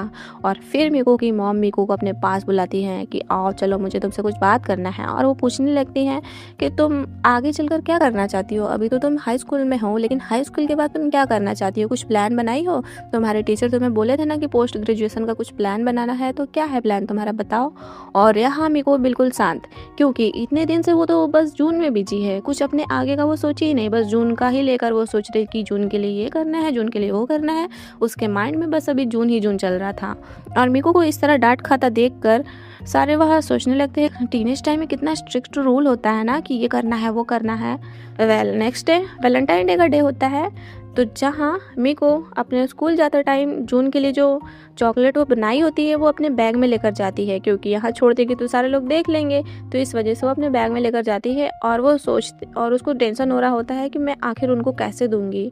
फिर मिको की मॉम आती हैं, तो जहाँ जून मिको की मॉम के लिए लंच बनाने लगता है, और इस तरह जून को लंच बनाता देख मिको की मॉम को बहुत अच्छा लगता है और वो पूछने लगती है कि तुमको सब आता है क्या? तो जून यहाँ बताता है कि हाँ मेरे बहुत छोटे पर ही मेरी मॉम डैड का डेथ हो गया था, तो तभी से मैं खुद को संभाल रहा हूँ, और यहाँ ये शेयर हाउस में रहते हुए भी मुझे 10 साल हो गए और 10 साल से मैं इन सबको संभाल रहा हूँ, क्योंकि ये लोग मेरे फैमिली जैसे हैं। फिर मिको की मॉम जून से उसका काम वगैरह पूछती हैं, तो जून बताता है कि हाँ मैं एक ग्राफिक डिज़ाइनर हूँ और वहाँ जो बुक रखी है वो मेरी ही डिज़ाइन की हुई है। तो मीको की मॉम वो बुक लेकर देखने लगती हैं। तो यहाँ जुन बताने लगता है कि मीको बहुत ज़्यादा क्रिएटिव है। वो अपना काम अच्छे से अभी नहीं की है, लेकिन मैं जितना जानता हूँ मीको बहुत ही ज़्यादा क्रिएटिव है, क्योंकि ये जो आप कवर देख रही हैं ना, वो सारा मीको का ही प्लान था। मीको ने मेरा बहुत ज़्यादा हेल्प किया तो ये मैं कर पाया। जिसे सुनकर मीको की मॉम तो हैप्पी हो जाती है और वो बोलने लगती है कि मुझे लगता है मीको अभी अपने आगे का प्लान्स इसीलिए नहीं बना पा रही क्योंकि वो आप लोग को देखती है ऐसे काम करते हुए। आप लोग यहाँ सारे लोग अपने काम को बहुत ही ज़्यादा मेहनत से करते हो और बहुत ज़्यादा अच्छे से करते हो। तो मीको के भी माइंड में अभी होगा ये कि मैं भी कोई ऐसे ही जॉब करूँगी, अपना कोई पाथ देखूँगी। और वो जून से बोलती हैं कि मीको का उसका पाथ खोजने में हेल्प करिएगा, क्योंकि जब तक उसको पता नहीं चलेगा कि वो क्या करना चाहती है, वो आगे का अपने फ्यूचर का कैसे सोच पाएगी। और ये बात सुनकर जून बोलता है कि हाँ, मैं उसका ध्यान दूंगा। तभी मीको की मॉम को उसके डैड का कॉल आता है और जहाँ पता चलता है कि उसकी ग्रैंडमा को चोट लग गया है, वो कहीं से गिर गई, तो जिसके वजह से मीको की मॉम को इमरजेंसी में जाना पड़ता है। वो आई तो होती है मीको के टीचर से बात करने, लेकिन वो कर नहीं पाती क्योंकि उनको जाना पड़ता है।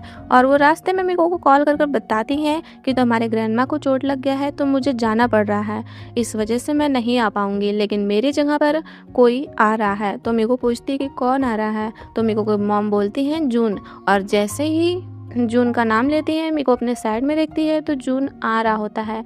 और जून को इस तरह देखकर मीको बस जून को देखी ही जा रही थी। फिर जून अंदर जाता है तो वो नर्वस हो रहा होता है कि इसके पहले मैंने कभी ऐसे पेरेंट्स मीटिंग नहीं किया है, तो मैं कैसे बोलूँगा, क्या करूँगा, सही तो है ना सारा कुछ, मेरा ड्रेस वगैरह। मीको बोलती है हाँ आप टेंशन मत लीजिए, सारा कुछ सही है। और तभी मीको अपने बैग से वो चॉकलेट निकालती है और वो बोलती है कि लीजिए, ये मैंने आपके लिए वैलेंटाइन डे पर देने के लिए बनाई थी। जिसको देखकर जून तो स्माइल करने लगता है और वो थैंक्स बोलता है और वो बोलता है कि इसमें से आधा मैं तुम्हें भी दूंगा। फिर पेरेंट्स मीटिंग के लिए मीको का नंबर आता है, तो मीको और जून क्लास के अंदर जाते हैं। तो जून को देखते ही उसकी टीचर बोलने लगती है कि जून तुम, और ये पार्ट यहीं ख़त्म हो जाता है। तो पार्ट 4 की स्टार्टिंग होती है और अभी तक हमने देखा था जून मीको के स्कूल जाता है उसके टीचर से बात करने, और वो जब टीचर से मिलता है तो यहाँ मीको को पता चल जाता है कि ये मेरी टीचर ही जून की एक्स गर्लफ्रेंड है। मतलब पहले जो जून की गर्लफ्रेंड थी वो यही है मेरी टीचर। ये तो हमें पहले से ही पता था, लेकिन मीको को ये बात नहीं पता था। और मीको जून को उनसे इस तरह बात करता देख बिल्कुल सैड हो जाती है और जेलस होने लगती है। जून टीचर से बात कर कर शेयर हाउस आता है तो वो सबको बताता है जो मेरी गर्लफ्रेंड थी वो ही अभी मीको की टीचर है। और जून का बात सुनकर यहाँ सारे लोग जून को टीज करने लगते हैं कि ओहो चलो फाइनली तुम लोग फिर से मिल गए, और कहीं तुम इसीलिए तो अभी तक दूसरी गर्लफ्रेंड नहीं बनाए थे क्योंकि तुम्हें पता था कि वो आने वाली है। केन तारो ऐसा ऐसे बोलकर जून को टीज करने लगता है, लेकिन मीको तो यहाँ बिल्कुल शांत शांत सी रहती है। मतलब ऐसा जैसे उसको कोई सदमा लग गया हो कि ये क्या हो रहा है मेरे साथ। नेक्स्ट डे मीको स्कूल भी नहीं जाती है और खुद को अपने रूम में लॉक की रहती है और रूम से बाहर नहीं आती। मीको का ऐसा बिहेवियर देखकर जून को लगता है कि शायद ये अपने फ्यूचर प्लान्स के वजह से टेंशन ले रही है और इसीलिए ऐसा बिहेव कर रही है। तो वो मीको से चाहता है बात करने के लिए और वो उसके डोर को नॉक करता है, तो मीको डोर ओपन नहीं करती है। तो जून बाहर ही से बोलने लगता है कि मुझे पता है तुम अभी डिसाइड नहीं कर पा रही हो कि आगे चलकर मैं क्या करूं। और वो बताने लगता है कि जब मैं भी स्कूल में था ना तो मेरे साथ भी ऐसा ही होता था। मैं भी उस टाइम डिसाइड नहीं कर पाया था कि मैं आगे चलकर क्या करूं, और मैं भी ऐसे ही खुद को रूम में लॉक कर लिया था। लेकिन मीको तो अंदर से सारा बात सुन रही होती है और सोच रही होती है कि हाँ इसीलिए फिर गर्लफ्रेंड बनाए ना। मतलब जून से वो अभी तक गुस्सा है बिल्कुल। फिर जून बोलता मीको से कि इस संडे को हम लोग मूवी देखने चले, और मूवी का नाम सुनते ही मीको फाइनली अपना मुंह खोल देती है और वो बोलने लगती है कि नहीं, ना मैं संडे को फ्री हूँ और ना ही मैं सैटरडे को फ्री हूँ। जून तो ऐसा इसलिए बोला होता है क्योंकि वो बस मीको का आवाज़ सुनना चाह रहा था कि हाँ ये ठीक है कि नहीं, अपने रूम में है लेकिन ठीक है कि नहीं। और वो बोलता है ठीक है कोई बात नहीं। देन नेक्स्ट डे मीको को फाइनली उसके पार्ट टाइम जॉब का सैलरी मिल जाता है और वो जो बोलने लगता है कि चलो अब तुम जून के लिए गिफ्ट ले लोगी, और ये भी बोलता है कि लोग प्यार में कितना ज़्यादा एफर्ट दिखाते हैं ना, ये बात मैं तुम्हें देखकर जाना। ये सुनकर मीको बिल्कुल शॉक कि क्या तुम बोलना चाहते हो कि मैं जून से प्यार करती हूँ इसलिए इतना ज़्यादा एफर्ट दिखा रही हूँ। होजो बोलता है हाँ, मैं तुम्हारे साथ हमेशा रहता हूँ तो मैं इतना भी नहीं जानूंगा। होजो को पहले से ही थोड़ा थोड़ा पता चल रहा था कि मीको जून को लाइक करती है, तो आज वो ये बात बोल देता है और फिर बोलने लगता है कि तुम्हें अभी बहुत ज़्यादा बुरा फील हो रहा होगा ना ये बात जानकर कि जून की एक गर्लफ्रेंड रह चुकी है। मीको बोलती है हाँ, लेकिन मुझे ये भी पता है कि वो अडल्ट है और मुझसे बहुत ज़्यादा बड़े हैं और उनके एज में तो डेट करना नॉर्मल है, तो वो क्यों ना करें किसी से।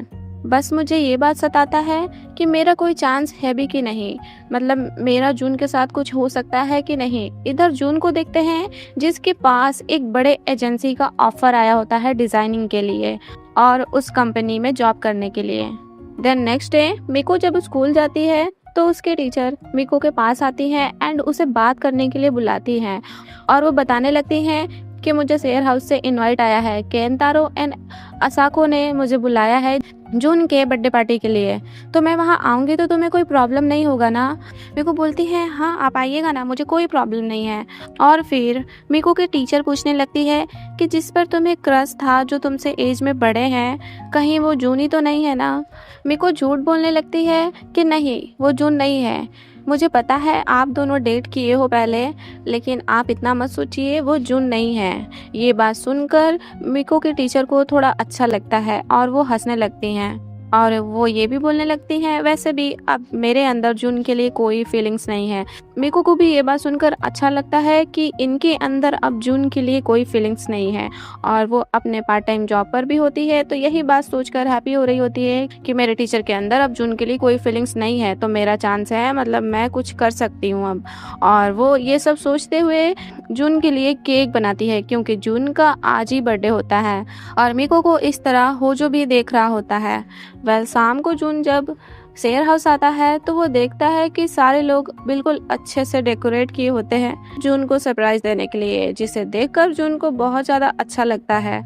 और तभी वहाँ मीको की टीचर भी आ जाती हैं सारे लोग के लिए ड्रिंक्स वगैरह लेकर, और वो जून के लिए केक भी लाई होती हैं और उनका केक देखकर मीको सैड हो जाती है क्योंकि वो भी तो जून के लिए केक बनाई है।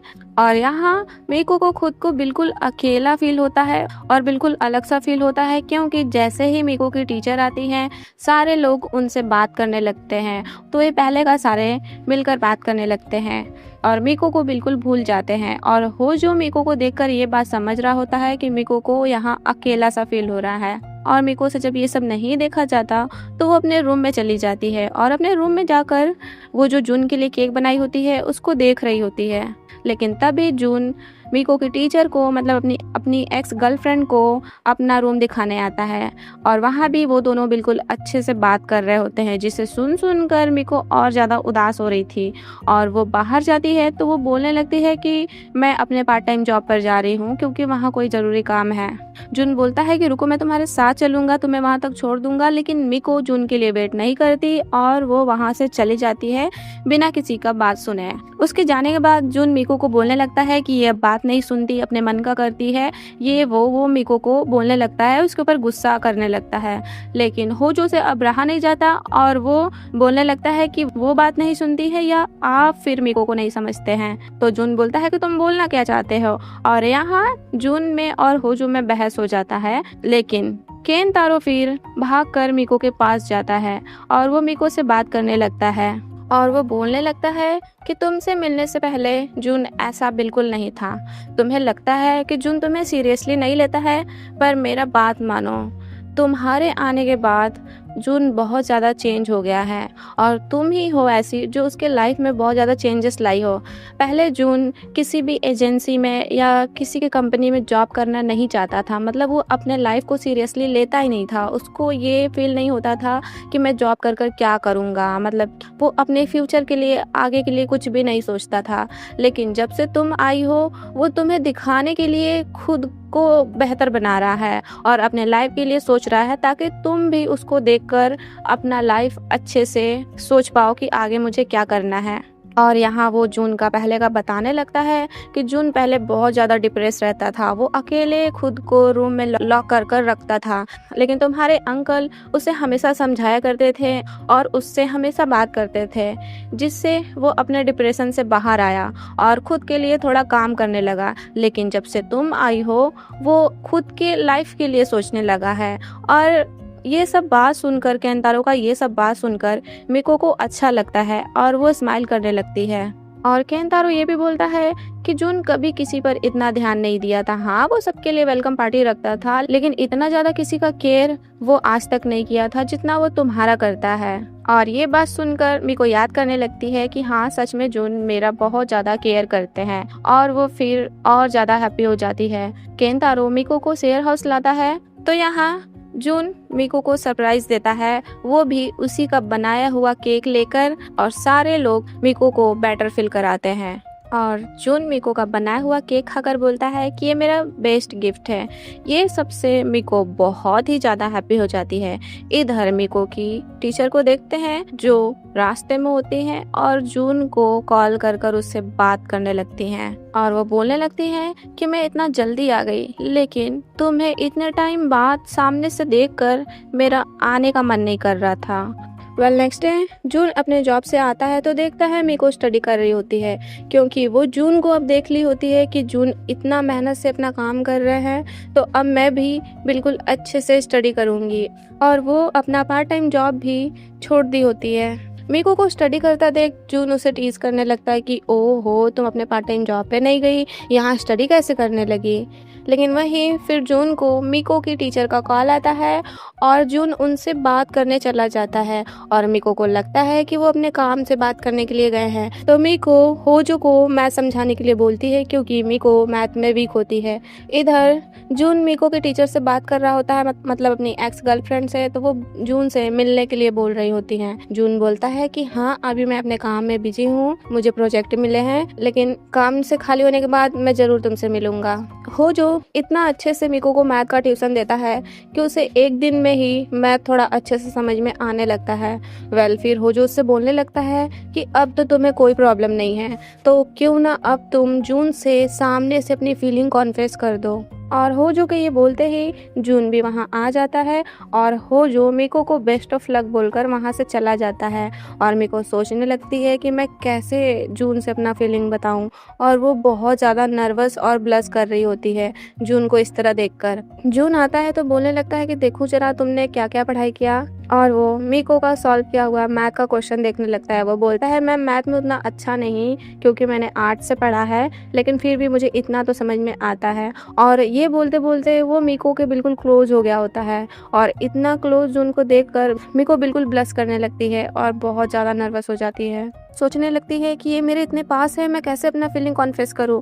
और वो नर्वस होते होते जून से ये बोलकर वहाँ से भाग जाती है कि मैं सोने जा रही हूँ। नेक्स्ट डे जब मिको स्कूल जाती है तो उसकी टीचर उससे आज फिर से बात करने लगती हैं, और वो यहाँ बताने लगती हैं कि मैंने उस दिन तुमसे बोला था कि मेरे अंदर अब जून के लिए कोई फीलिंग्स नहीं है, लेकिन जून से इतने टाइम बाद ऐसे अच्छे से मिलने के बाद मुझे समझ में आ गया कि मेरे अंदर अभी तक जून के लिए फीलिंग्स है।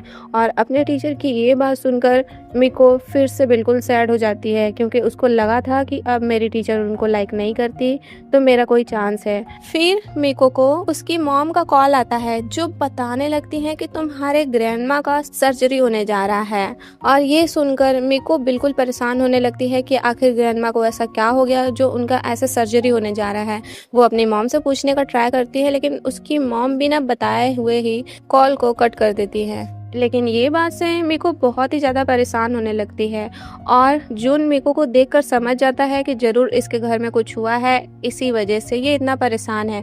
तो जून मिको के पास जाता है और उससे पूछता है कि क्या हुआ, किसका कॉल आया था, कोई प्रॉब्लम है क्या। तो मिको उससे बताती है कि मेरे ग्रैंडमा का सर्जरी होने जा रहा है। ये बात सुन जून बोलता है तुम बहुत ज़्यादा परेशान हो ना अभी। मिको बोलती हाँ। तो जून बोलता है ठीक है, तुम रेडी हो जाओ, हम लोग चलते हैं वहाँ। मिको तुरंत रेडी होने लगती है, और जून रात भर ड्राइव कर कर मीको को उसके ग्रैंडमा के घर मतलब उसके विलेज लेकर जाता है। और वहाँ जाता है तो पता चलता है कि उसकी ग्रैंडमा उतना भी ज़्यादा बीमार नहीं है। ये एक छोटी सी उनकी कोई सर्जरी थी और उतना ज़्यादा सीरियस कंडीशन नहीं है और उसकी ग्रैंडमा अब बिल्कुल ठीक है और सबसे बात भी अच्छे से कर रही हैं। तो ये देख मीको अपने मॉम से बोलने लगती है कि मुझे तो लगा था ग्रैंडमा को बहुत ज़्यादा सीरियस हालत है, आप ऐसा मुझे कॉल कर कर बोल रही थी, तो इस वजह से मैं बिल्कुल भागी यहाँ चली आई, लेकिन यहाँ आकर देख रही हूँ तो ग्रैंडमा बिल्कुल ठीक है। तो जून मीको को डांटने लगता है और बोलने लगता है कि हाँ वो तो सर्जरी के बाद ठीक है ना, और तुम ऐसा क्यों बोल रही हो, तुम्हें तो और खुश होना चाहिए कि तुम्हारी ग्रैंडमा बिल्कुल ठीक है। और दोनों इसी में बहस करने लगते हैं और इन दोनों का बहस देखकर मीको की मॉम और उसके घर वाले हंसने लगते हैं। इन दोनों को इस तरह इतना पास देकर मीको के अंकल मीको से बात करने लगते हैं कि जून अब पहले जैसा नहीं रहा, वो पहले इतना ज़्यादा हैप्पी नहीं दिखता था। मीको बोलती है हाँ, और अब तो वो एक डिज़ाइनिंग ऐड भी करने वाले हैं। और मीको जून का डिज़ाइन किया हुआ ड्रिंक कैन भी दिखाती है और यहाँ मीको के अंकल उसको बताने लगते हैं कि 3 साल पहले जून ऐसे ही डिज़ाइनिंग कंपनी में जॉब करता था, लेकिन इसका डिज़ाइन इसके सीनियर ने चोरी कर लिया और उस टाइम जून उससे बहुत ज़्यादा झगड़ा किया था और उसी टाइम से वो कंपनी में जॉब करना छोड़ दिया था। तो मैं उसे बहुत समझाया, लेकिन वो फिर से ये सब जॉब स्टार्ट नहीं किया, लेकिन उसको अब फिर से ऐसे स्टार्ट करता देखकर मुझे बहुत ज़्यादा अच्छा लग रहा है। फिर मीको जून को अपना विलेज दिखाने ले जाती है और वो जून से बात करने लगती है कि मेरी वजह से आपको यहाँ आना हुआ, आपके काम में प्रॉब्लम हो रहा होगा ना। जून बोलता है कि नहीं, वैसे भी मैं वो कंपनी अब छोड़ने वाला हूँ, मैं वहाँ काम नहीं करूँगा, मैं रिजाइन कर रहा हूँ। ये सुन मीको बिल्कुल शॉक हो जाती है और पूछती है क्यों, इतने टाइम बाद आप किसी कंपनी में ऐसे अच्छे से जॉब कर रहे हैं और आपका एड भी आने वाला था,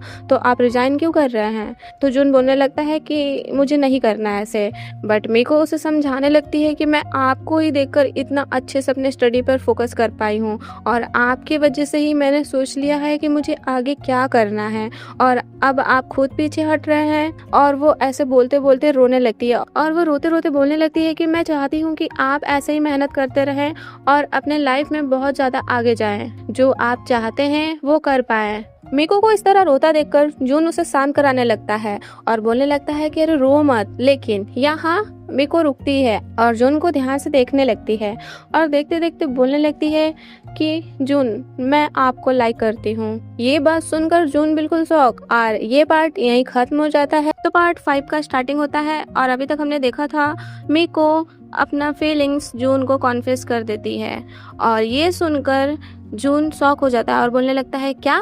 तो मीको बिल्कुल नर्वस होकर वहां से ये बोलते हुए भाग जाती है कि अरे गलती से मैंने बोल दिया। फिर दोनों टोक्यो के लिए निकलते हैं शेयर हाउस जाने के लिए और अब से मीको जून को अवॉइड करने लगी थी और जून इसके वजह से बिल्कुल परेशान रहने लगा था।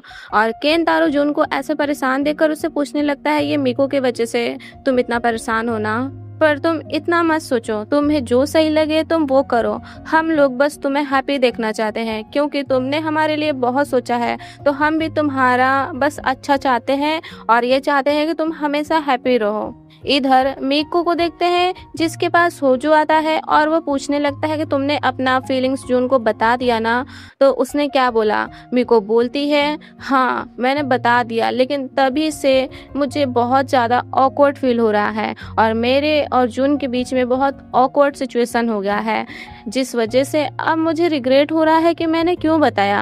होजो बोलता है इसमें रिग्रेट कैसा, तुम्हारे अंदर जो फीलिंग्स था तुमने उसे बता दिया। लेकिन वहीं फिर अकाने भाग कर आती है और वो मीको से बताने लगती है कि मेरे बॉयफ्रेंड ने मुझे प्रपोज किया, वो भी शादी के लिए। ये सुन मीको तो बिल्कुल शॉक हो जाती है और हैप्पी हो जाती है। तभी बाहर से जून आता है तो वो अकाने के बॉयफ्रेंड को देखता है और अकाने का जो बॉयफ्रेंड है वो एक इंडियन है और इसका नाम संजय है। अकाने जिस करी रेस्टोरेंट में जॉब करती थी उसी करी रेस्टोरेंट में ये संजय सेफ था और तभी से दोनों एक दूसरे को डेट कर रहे हैं। फिर उसे जून शेयर हाउस के अंदर ले आता है तो संजय यहाँ अकाने से बात करने लगता है कि हम दोनों शादी कर लेते हैं। तो अकाने ये बात सुनकर रोने लगती है और रोते रोते उसे हाँ बोल देती है और ये भी बोलती है कि फिर हम दोनों अपना करी रेस्टोरेंट खोलेंगे। संजय बोलता है हाँ हम शादी के बाद अपना करी शॉप खोलेंगे। और इन दोनों को ऐसे देखकर जून और मिको बहुत ज़्यादा हैप्पी हो जाते हैं। फिर अकाने सबको बताने लगती है कि मैं इसी वीकेंड से अब संजय के साथ रहूँगी, क्योंकि हमारा शादी होने वाला है ना, तो मैं यहाँ से शिफ्ट करूँगी। फिर जून अकेले सोकर वही सारा मिको का बोला हुआ बात सोच रहा होता है।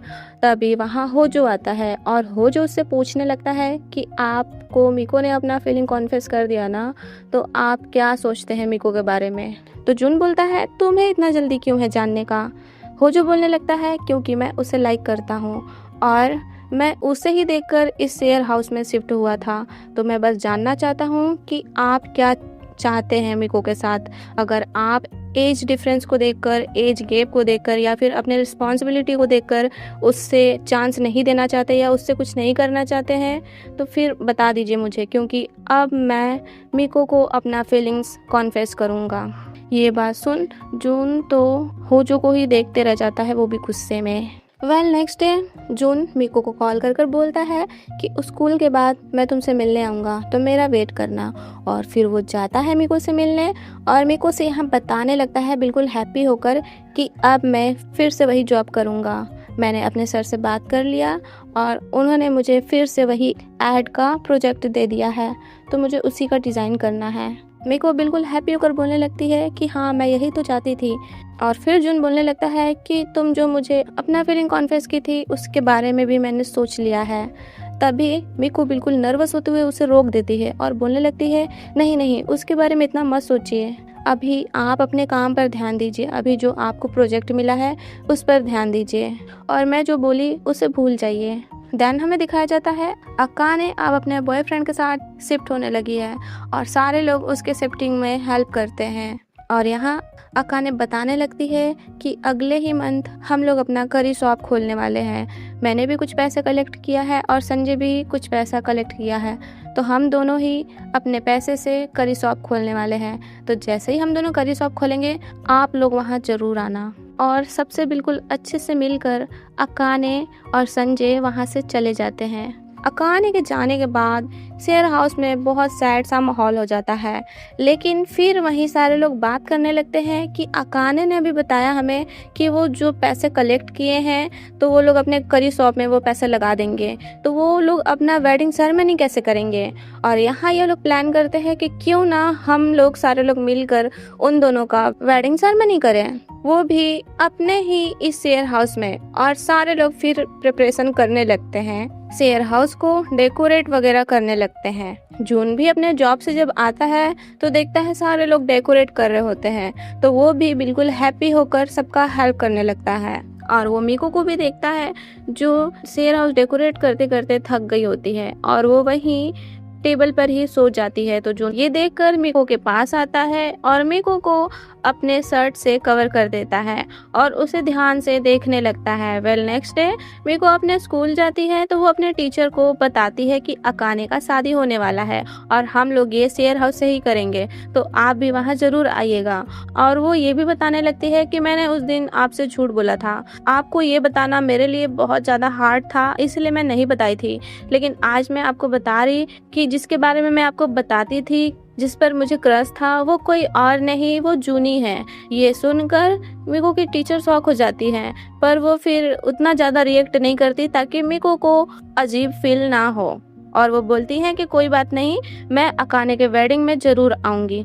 नेक्स्ट डे अकाने आती है और सारे लोग उसे रेडी वगैरह करने लगते हैं। इधर जून को देखते हैं जो अपने जॉब पर होता है और वहाँ से अपना काम बिल्कुल अच्छे से ख़त्म कर कर शेयर हाउस आता है। और वो आते ही वो भी रेडी होने लगता है, क्योंकि अकाने को जून ही उसके फादर की तरह संजय के पास लेकर जाएगा। सारे लोग रेडी हो जाते हैं और फिर अकाने और संजय का वेडिंग स्टार्ट होता है और बिल्कुल अच्छे से ये लोग अकाने और संजय का वेडिंग कराते हैं। और यहाँ मिको ये सब देखकर रोने लगती है और वो अकाने के साथ बिताए हुए मोमेंट को सोचने लगती है और बोलने लगती है कि मुझे यकीन नहीं हो रहा है कि अकाने का अब मैरिज हो गया है और वो यहाँ से चली जाएंगी।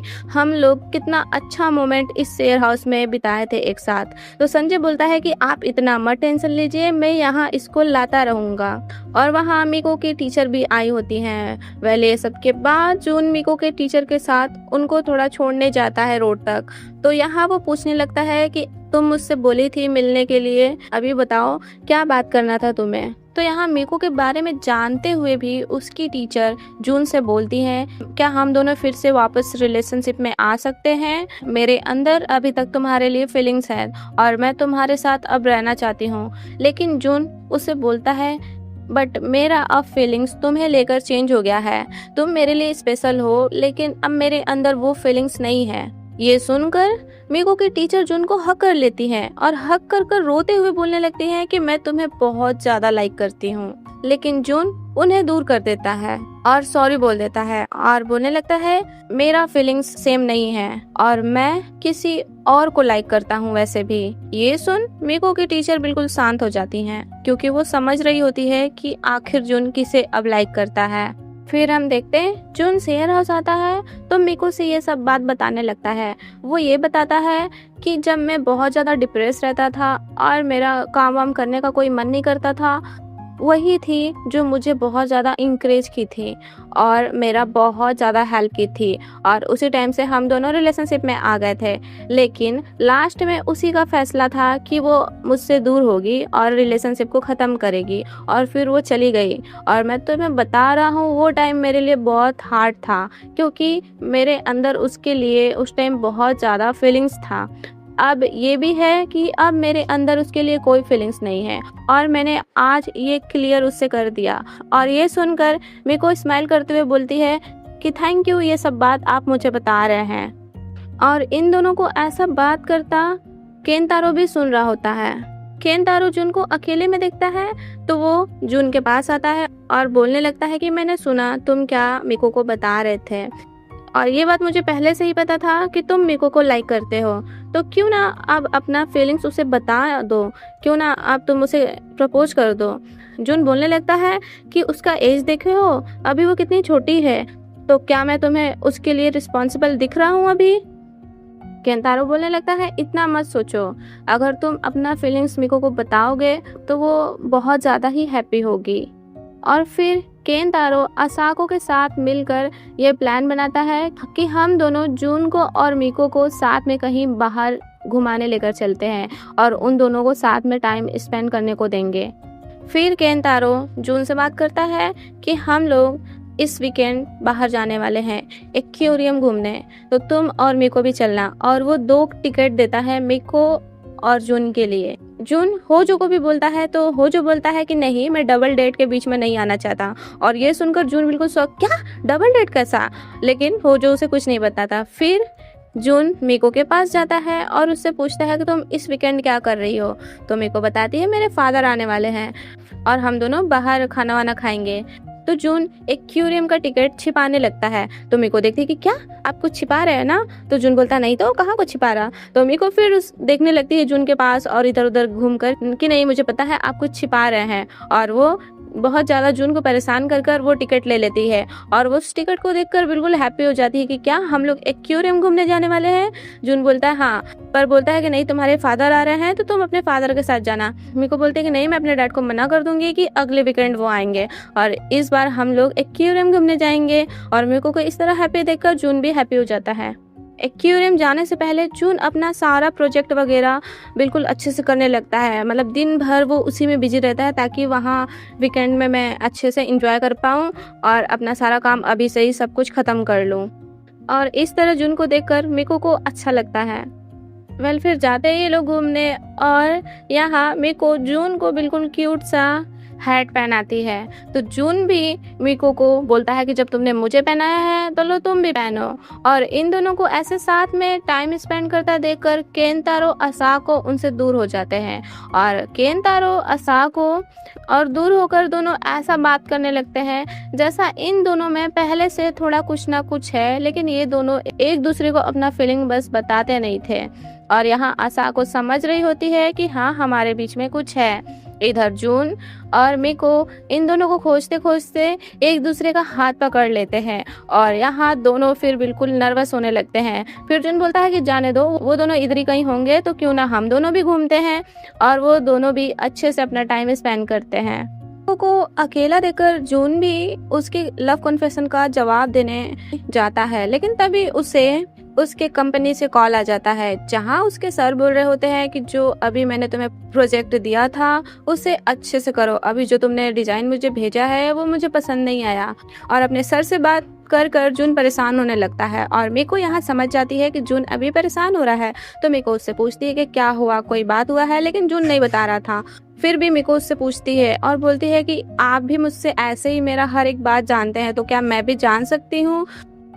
तो जून बोलने लगता है, जो मैं प्रोजेक्ट बनाकर आया था और जो डिज़ाइन में किया था वो मेरे कंपनी में मेरे बॉस को पसंद नहीं आया है, तो वो चाहते हैं कि मैं अभी तुरंत कोई नया डिज़ाइन बनाकर उनको दूँ। ये बात सुनकर मीको बोलती है कि ठीक है, आप जाइए और पहले अपने काम पर ध्यान दीजिए और जाइए बना लीजिए। तो जून वहाँ से चला जाता है अपने कंपनी को और मीको फिर केंतारो असाको के पास जाती है। तो दूर से ही देखती है कि केंतारो और असाको एक दूसरे को किस कर रहे होते हैं और इन दोनों को ऐसे देखकर मीको बिल्कुल शॉक हो जाती है कि अरे ये दोनों क्या कर रहे हैं, आज से पहले तो मैंने कभी ऐसे इन दोनों को नहीं देखा। ऐसे ही शाम हो जाता है और केंतारो असाको मीको को एक जगह ले जाकर वहीं छोड़ देते हैं उसको, क्योंकि जून उसको बोला होता है। जून अपना सारा काम वगैरह कर कर आया होता है और वो मीको को एक अच्छी सी जगह दिखाना चाहता था जो वो हमेशा आता जाता रहता था जहाँ वो। और केंतारो मीको को वहीं जून के पास छोड़कर वहाँ से चला जाता है और जून आता है मीको के पास और उसे अपने साथ ले जाने लगता है। मीको उससे पूछती है कि आपने अपना डिज़ाइन वगैरह बना लिया। तो जून बोलता है, हाँ मैंने वो सारा कुछ कर लिया, अब आओ मैं तुम्हें अच्छे से यहाँ घुमा दूँ। लेकिन मीको को ठंड लग रहा था क्योंकि वो अपना जैकेट कार में ही भूल गई होती है। जून अपना जैकेट मीको को देता है, मतलब खुद से ही उसको पहनाता है और ये देखकर मीको बिल्कुल नर्वस होने लगती है अभी से ही। और आज जून फैसला कर लिया होता है कि वो मीको को अपना फीलिंग्स भी बताएगा।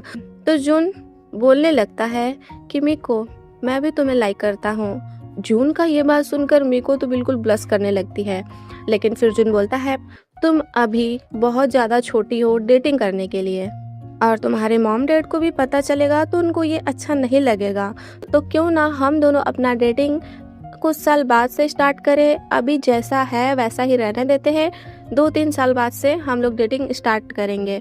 ये बात सुनकर मीको थोड़ा ब्लश करते हुए और हंसते हुए बोलती है कि हाँ ठीक है, आप सही बोल रहे हैं, हम लोग अभी से नहीं 2-3 साल बाद से अपना डेटिंग स्टार्ट करेंगे। जून के लव कन्फेशन के बाद मीको तो ब्लश ही कर रही होती है और जून फिर उसको दिखाने लगता है, वहाँ जगह बहुत ज़्यादा लाइटिंग वगैरह थी तो वो उसको दिखाने लगता है। तो मीको जून का हैंड होल्ड करने को सोचती है और हैंड होल्ड करते टाइम भी वो बहुत नर्वस डर रही होती है। तो जून उसको देखने लगता है। तो मीको बोलती है कि हम लोग डेटिंग नहीं कर रहे हैं लेकिन मैं हैंड होल्ड तो कर सकती हूँ ना। जून बोलता है हाँ हाँ कर लो और फिर वो खुद ही मीको का हैंड होल्ड करता है और दोनों ऐसे ही साथ में चलते हैं। लेकिन अचानक से मीको को किसी चीज़ से टक्कर लग जाता है और वो गिरने वाली होती है, बट जून उसको पकड़ लेता है और जून को इतना क्लोज देखकर मीको से रहा नहीं जाता और वो उसे हक करने लगती है। तो ये देखकर जून भी उसको हक कर लेता है और इन दोनों को ऐसे हक करता हुआ मीको के फादर देख लेते हैं और ये पार्ट यहीं खत्म हो जाता है। नेक्स्ट पार्ट 5 में हमने देखा था कि मीको और जून एक दूसरे को हक कर रहे होते हैं और मीको के फादर इन लोग को ऐसे देख लेते हैं, बट वो बिना कुछ बोले वहाँ से चले जाते हैं। देन मीको और जून शेयर हाउस आते हैं। शेयर हाउस आकर मीको बहुत ही ज़्यादा हैप्पी हो रही होती है क्योंकि फाइनली उसका जून से सारा कुछ सॉर्ट आउट हो गया।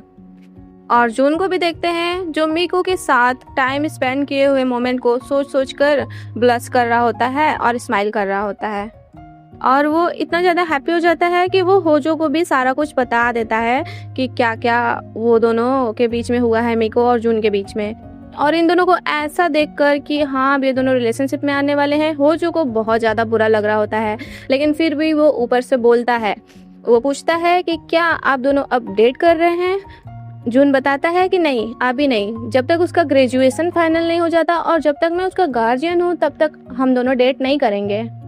और होजो का फेस तो बिल्कुल सैड सा बना रहता है जून का बात सुन सुनकर, क्योंकि वो भी तो मीको को बहुत ज़्यादा लाइक करता है। इधर मीको को देखते हैं जो अपने रूम में होती है और बहुत ज़्यादा हैप्पी हो रही होती है। तभी उसके फादर का उसको कॉल आता है और वो पूछने लगते हैं कि तुम कहाँ हो, शेयर हाउस में हो ना। मीको बताती है कि हाँ मैं शेयर हाउस में हूँ और उसके फादर देख लिए होते हैं, लेकिन मीको से वो कोई भी बात नहीं पूछते कि तुम किसके साथ थी, वो कौन था, क्यों ऐसा कर रहे थे तुम लोग, वो कुछ भी नहीं पूछते हैं। बस वो कॉल करते हैं और मीको का हालचाल लेते हैं।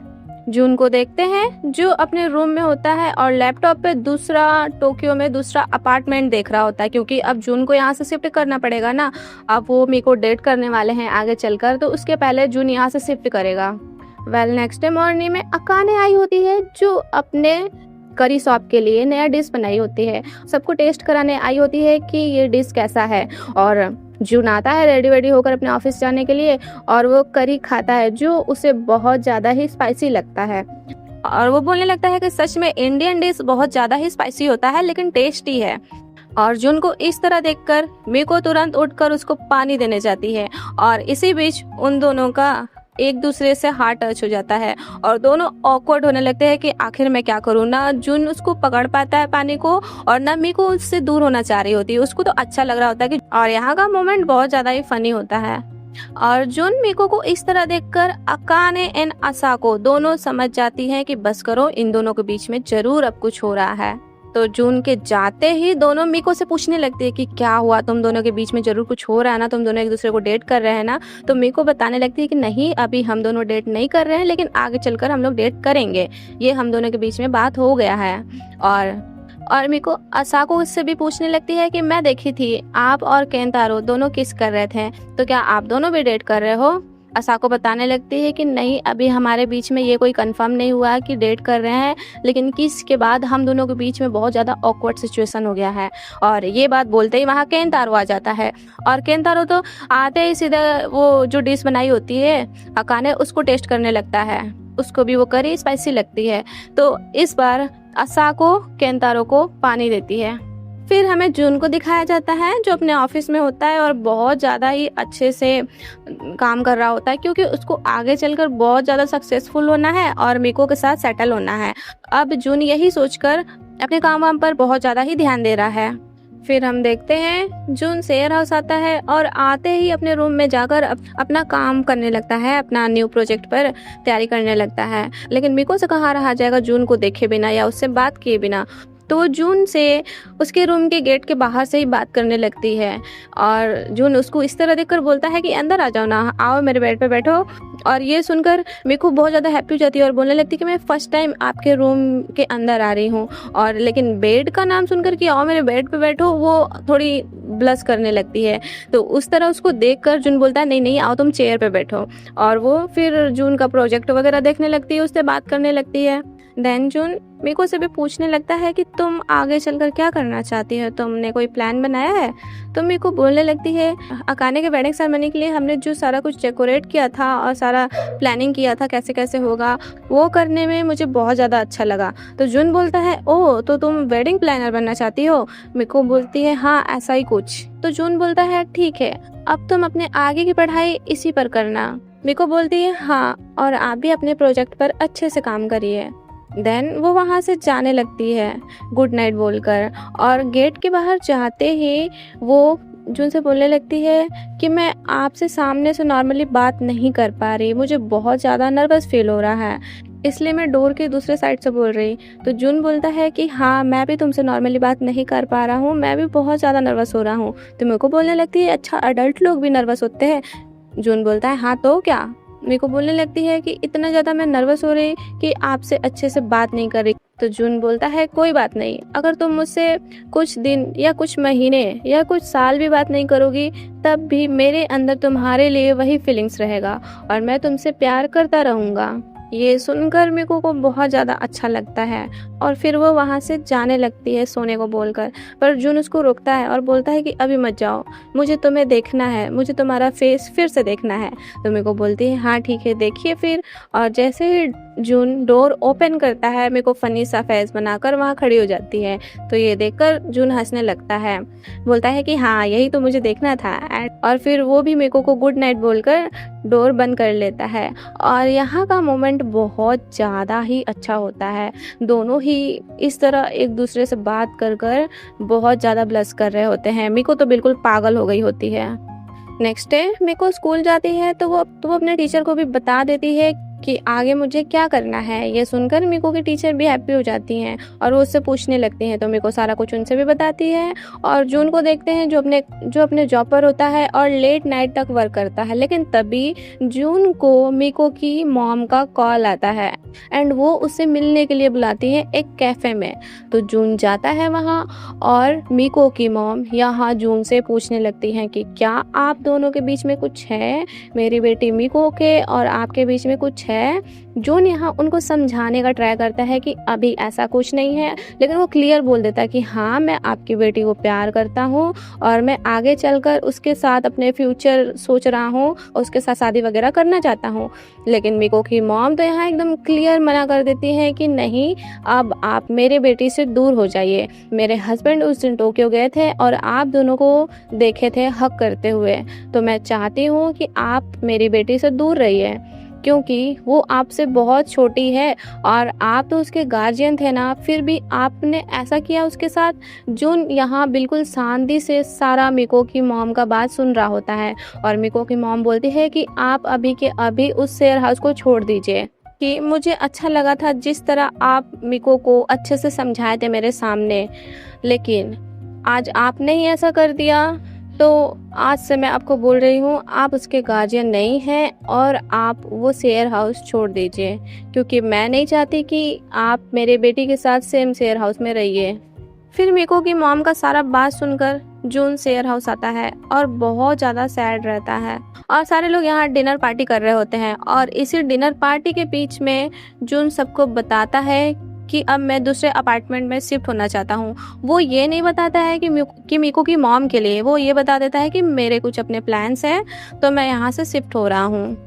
और ये सुनकर मीको का तो हालत ख़राब, वो सोचने लगती है कि कहाँ जा रही है, मुझे बताए क्यों नहीं ये सब के बारे में पहले। और वहाँ शेयर हाउस के बाकी मेंबर्स भी बहुत ज़्यादा सैड हो जाते हैं कि क्या तुम अब यहाँ से जाने वाले हो, तुमने पूरे 10 साल इस शेयर हाउस में बिताए हैं और अब तुम ही इस शेयर हाउस से जा रहे हो, वो भी ऐसे अचानक से, तुम्हें बताना तो चाहिए था। ये सब सुन मीको का फेस तो बिल्कुल रोने जैसा हो जाता है। फिर जून अपने रूम में जाता है और अपना पैकेजिंग वगैरह करने लगता है। तो मीको जाती है उससे बात करने कि क्या हुआ है, आप क्यों ऐसे जा रहे हैं। जून बोलता है कि हाँ, मुझे अपने काम की वजह से जाना होगा। तो मीको को लगता है कि शायद जून दोबारा आ जाएगा। वो बोलती है कि आप दोबारा आएंगे तो मैं आपके लिए पार्टी करूंगी शेयर हाउस में। जून बोलता है कि ऐसा नहीं होगा, अब मैं दोबारा इस शेयर हाउस में नहीं आऊँगा और ना ही अब मैं तुमसे दोबारा बात करूँगा। बात तो छोड़ो, अब मैं दोबारा तुम्हें कभी देखूंगा भी नहीं और अब से हमें अलग हो जाना चाहिए। ऐसा बोलकर वो मीको को अपने रूम से बाहर कर देता है और डोर बंद कर देता है। ये सब सुनकर मीको तो बिल्कुल अंदर से टूट जाती है कि अभी तो सारा कुछ सही था और अचानक से ऐसा क्या हो गया, और उसका फेस बिल्कुल रोने जैसा हो जाता है। नेक्स्ट डे जून अब शेयर हाउस से चला गया होता है और मीको को देखते हैं जो जून के छोटे छोटे चीज को देखकर जून को याद कर रही होती है और बहुत ज़्यादा फ्रस्ट्रेट होने की वजह से वो बस कुछ ना कुछ खाते जा रही थी। केनतारो मीको का ये हालत देखकर फाइनली मीको को सारा कुछ बता देता है। जो जून और मीको की मॉम में बात हुआ था वो सारा कुछ मीको को बता देता है और ये सुनकर मीको और ज़्यादा सैड हो जाती है कि मेरी मॉम की वजह से वो यहाँ से गए। और वो जून के रूम में जाकर जून को याद करने लगती है, लेकिन वहाँ होजो आ जाता है और होजो बोलने लगता है कि मुझे पता है तुम अभी बहुत ज़्यादा ही सैड हो, लेकिन अगर तुम रोना चाहती हो तो तुम रो सकती हो मेरे सामने, मैं हमेशा तुम्हारे साथ हूँ। ये बात सुनते ही मीको रोने लगती है और होजो तो इस तरह मीको को रोता देखकर उसका हाथ पकड़कर उसको प्रपोज करने लगता है कि मैं तुम्हें लाइक करता हूँ, मैं तुम्हें हमेशा हैप्पी रखूंगा। ये वो अपना ही फीलिंग्स सारा कुछ मीको को बताने लगता है, क्योंकि उसको लगता है कि अब जून यहाँ से चला गया है तो शायद मीको अब मेरे पास आ जाएगी। लेकिन मीको उसको बोलती है थैंक्स, मेरे अंदर तुम्हारे लिए ऐसा कुछ नहीं है। जून मेरे पास रहे या ना रहे, मैं हमेशा जून को ही लाइक करती रहूँगी और मेरे अंदर फीलिंग्स हमेशा जून के लिए ही रहेंगी। और वो अपना हाथ होजो से छुड़ा लेती है। तभी मीको की मॉम का कॉल आ जाता है मीको को, तो मीको वो कॉल रिसीव करने वहाँ से चली जाती है। नेक्स्ट डे होजो जून के पास जाता है और वो उसे बताने लगता है कि मीको अब अपने विलेज जा रही है जहाँ उसके मॉम डैड रह रहे हैं। वो हमेशा के लिए अब टोक्यो छोड़ रही है और वहाँ जा रही है। और ये बोलकर वो बोलता है कि क्या आप इससे खुश हैं, क्या आप चाहते हैं कि मीको आपको छोड़कर हमेशा के लिए चली जाए। ये सुनकर जून सोचने लगता है कि आखिर मैं क्या करूं। होजो बोलता है आप इतना इसलिए सोच रहे क्योंकि आपने उसकी मॉम से प्रॉमिस किया है कि अब आप मिको के पास नहीं जाएंगे और मिको से बात नहीं करेंगे। और होजो जून पर गुस्सा करते हुए बोलने लगता है कि आपको पता है कि अभी मिको आपके वजह से कितना ज़्यादा रो रही है और कितना ज़्यादा सैड है। मैं उससे इतना प्यार करता हूँ लेकिन वो मेरे प्यार करने पर भी मेरा लव एक्सेप्ट नहीं कर रही क्योंकि आपके लिए उसके अंदर फीलिंग्स है और वो आपके लिए अभी बहुत ज़्यादा ही सैड है। तो क्या आप ये चांस गंवाना चाहते हैं? अगर मेरे लाइफ में ऐसा चांस आता तो मैं कभी नहीं गंवाता। तो मैं चाहता हूँ कि बस मिको हैप्पी रहे। अगर वो आपके साथ हैप्पी रहेगी तो आपको उसको हैप्पी रखना होगा। और होजो का ये सारा बात जून बस ध्यान से सुन रहा होता है। जून फिर अपने ऑफिस जाता है और अपना प्रोजेक्ट वगैरह बिल्कुल अच्छे से कर वो मिको के पास जाने के लिए रेडी होने लगता है कि मिको को तो अब मैं जाने नहीं दूंगा। और इधर केनतारो और असाको को देखते हैं जहां केनतारो अपना हेयर कटिंग वगैरह कराकर असाको को फाइनली प्रपोज कर देता है और इन दोनों का डेटिंग स्टार्ट हो जाता है और दोनों एक दूसरे को किस भी करते हैं।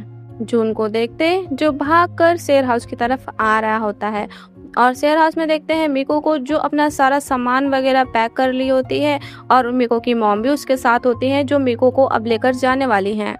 और जून जब शेयर हाउस के अंदर आता है तो देखता है शेयर हाउस बिल्कुल खाली होता है क्योंकि मिको वहाँ से चली गई होती है। लेकिन तभी मिको फिर से पीछे से आती है और मिको को देखकर जून बोलने लगता है कि मुझे तो लगा तुम चली गई थी। मिको बोलती है हाँ मैं बस जा ही रही थी लेकिन होजो ने अभी मुझे कॉल किया और बोला कि मैं अपना कोई सामान भूल गई हूँ तो उसे लेने आई थी। लेकिन होजो का तो प्लान होता है कि इन दोनों को दोबारा मिलाना और एक दूसरे से बात कराना। इसी वजह से वो मिको को ऐसे बुलाया होता है। और मिको जून से पूछती है कि आप क्यों यहाँ आए। तो जून बोलने लगता है कि मॉम डैड के साथ रहने के लिए हमेशा के लिए जा रही ना तो मैं तुमसे बात करने आया था। और यहाँ देखते हैं कि सारे लोग शेयर हाउस के सारे लोग छिपकर इन लोग का बात सुन रहे होते हैं और ये सारा चीज होजो का प्लान होता है। दरअसल मिको हमेशा के लिए विलेज नहीं जा रही होती है, वो बस कुछ टाइम के लिए जा रही होती है। लेकिन होजो तो चाहता है कि ये दोनों एक हो जाए तो जिस वजह से झूठ बोलकर वो जून को ऐसे यहाँ बुलाया ताकि वो मिको से बात कर पाए और इन दोनों में सारा कुछ सॉल्व हो जाए। जून मिको को थैंक्स बोलने लगता है कि तुम्हारे वजह से अभी मैं अपना प्रेजेंटेशन बिल्कुल अच्छे से कर पाया। और मिको की मॉम भी वहाँ आ जाती है क्योंकि उन्हें मिको को लेना था। लेकिन सारे शेयर हाउस के मेंबर उन्हें अपने साथ रोककर इन दोनों का बात सुनाने लगते हैं जहां जून मिको से सॉरी बोल रहा होता है कि तुमसे बिना बात किए मैं ये शेयर हाउस से चला गया, उसके लिए सॉरी। और वो बोलने लगता है कि जब तुम फर्स्ट टाइम इस शेयर हाउस में आई थी ना और जब मैं तुम्हारा गार्जियन बना मैं तभी से बिल्कुल तुम्हें प्रोटेक्ट करने लगा, ऐसा कि मैंने आज से पहले किसी को ऐसे प्रोटेक्ट नहीं किया क्योंकि मैं चाहता हूँ कि तुम अपने लाइफ में बहुत ज़्यादा ही अच्छा करो और तुम्हारे साथ कुछ बुरा ना हो। और तुम्हारे साथ बिताया हुआ हर एक मोमेंट मेरे लिए बहुत ज़्यादा क्यूट है। मैं तुम्हें हमेशा नोटिस किया करता था। तुम्हें नोटिस करते करते मेरे अंदर फीलिंग्स आ गया और मैं तुम्हें लेकर बहुत ज़्यादा पैनिक होने लगा और तुम्हें बहुत ही ज़्यादा सोचने लगा कि मैं तुम्हें कैसे प्रोटेक्ट कर लूँ ताकि तुम्हारे ऊपर कोई प्रॉब्लम ना आए। ये सब बात सुनकर मेरे को रोते हुए बोलने लगती है कि कैसा फीलिंग्स, क्योंकि मेरे को अभी तक जून से गुस्सा है। ये सुन जून बिल्कुल जोर से बोलता है कि मेरे अंदर तुम्हारे लिए ये फीलिंग्स है कि मैं तुमसे दूर नहीं रहना चाहता, मैं बिल्कुल तुम्हारे साथ रहना चाहता हूँ, वो भी हमेशा रहना चाहता हूँ। तो प्लीज मिको मुझसे शादी कर लो। ये बात सुनकर तो मिको बिल्कुल शौक, शेयर हाउस के सारे मेंबर शौक और मिको की मॉम भी शौक हो जाती है और मिको चिल्लाकर बोलती है क्या शादी, क्योंकि वो अंदर से बहुत ज्यादा खुश हो गई है। जून बोलता है कि नहीं अभी नहीं, जब हम दोनों अपने ड्रीम्स पूरे कर लेंगे, जब हम दोनों सक्सेसफुल हो जाएंगे अपने लाइफ में, तब। मिको को थोड़ा पास आकर बोलने लगता है कि मैं तुम्हारे लिए बहुत ज्यादा सीरियस हूँ। ये सुन मिको बिल्कुल हैप्पी होकर बोलने लगती है कि यही तो सुनने के लिए मैं कितने टाइम से तरस रही थी। और वो बोलने लगती है कि मैं भी आपसे शादी करना चाहती हूँ। और इन दोनों का ऐसे बात सुनकर अब केंतारो से रहा नहीं जाता एंड वो अपना ओवर एक्टिंग दिखाने लगता है, मतलब शोर करने लगता है। मिको की मॉम को देखकर तो जून डरने लगता है और नर्वस होने लगता है और होजो को देखते हैं जो शांति से बैठकर ये सारा कुछ अपना देख रहा होता है क्योंकि उसी का तो ये सब प्लान है। बट इस बार मिको की मॉम को बुरा नहीं लगता, वो खुद हंसने लगती हैं और यहाँ से हमें पता चलता है कि मिको की मॉम अब मान गई हैं फिर हमें 1 साल बाद का दिखाया जाता है।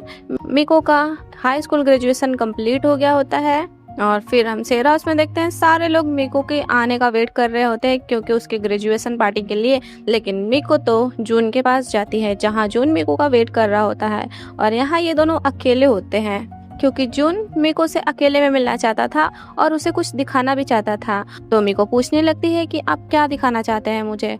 तो जून उसे दिखाता है जहाँ उसका एड बिलबोर्ड पर आ रहा होता है और ये मिको का ड्रीम्स था कि जून का बनाया हुआ डिजाइन और उसका प्रोजेक्ट एड पर आए, बिलबोर्ड पर आए, उसका पोस्टर लगे, ये सब उसका ड्रीम था क्योंकि वो हमेशा जून को यही बोलती रहती थी। तो अब फाइनली जून का ऐसे हो गया है तो वो मिको को दिखाना चाहता था जिससे देखकर मिको हैप्पी हो जाती है, बिल्कुल हैप्पी हो जाती है। और यहाँ हमें ये भी पता हो गया कि अब जून अपने लाइफ में बिल्कुल सक्सेसफुल हो चुका है। जून भी मिको के ग्रेजुएशन से हैप्पी हो जाता है एंड वो मिको को कैरी करने लगता है और फिर वो बोलता है कि क्या मैं तुम्हें एक चीज़ दे सकता हूँ। मिको बोलती है हाँ और वो मिको को किस देने को जाता है। लेकिन तभी उसको रियलाइज होता है कि नहीं, अभी मिको किस के लिए छोटी है। तो वो बोलता है कि नहीं, अभी मैं तुम्हें किस नहीं कर सकता। मिको बोलती पर क्यों। बट जून वहां से जाने लगता है और मिको को बोलता है चलो मेरे साथ। और दोनों यहाँ एक दूसरे का हैंड होल्ड कर कर जाने लगते हैं और यही इस ड्रामा का हैप्पी एंडिंग है। Thanks for watching.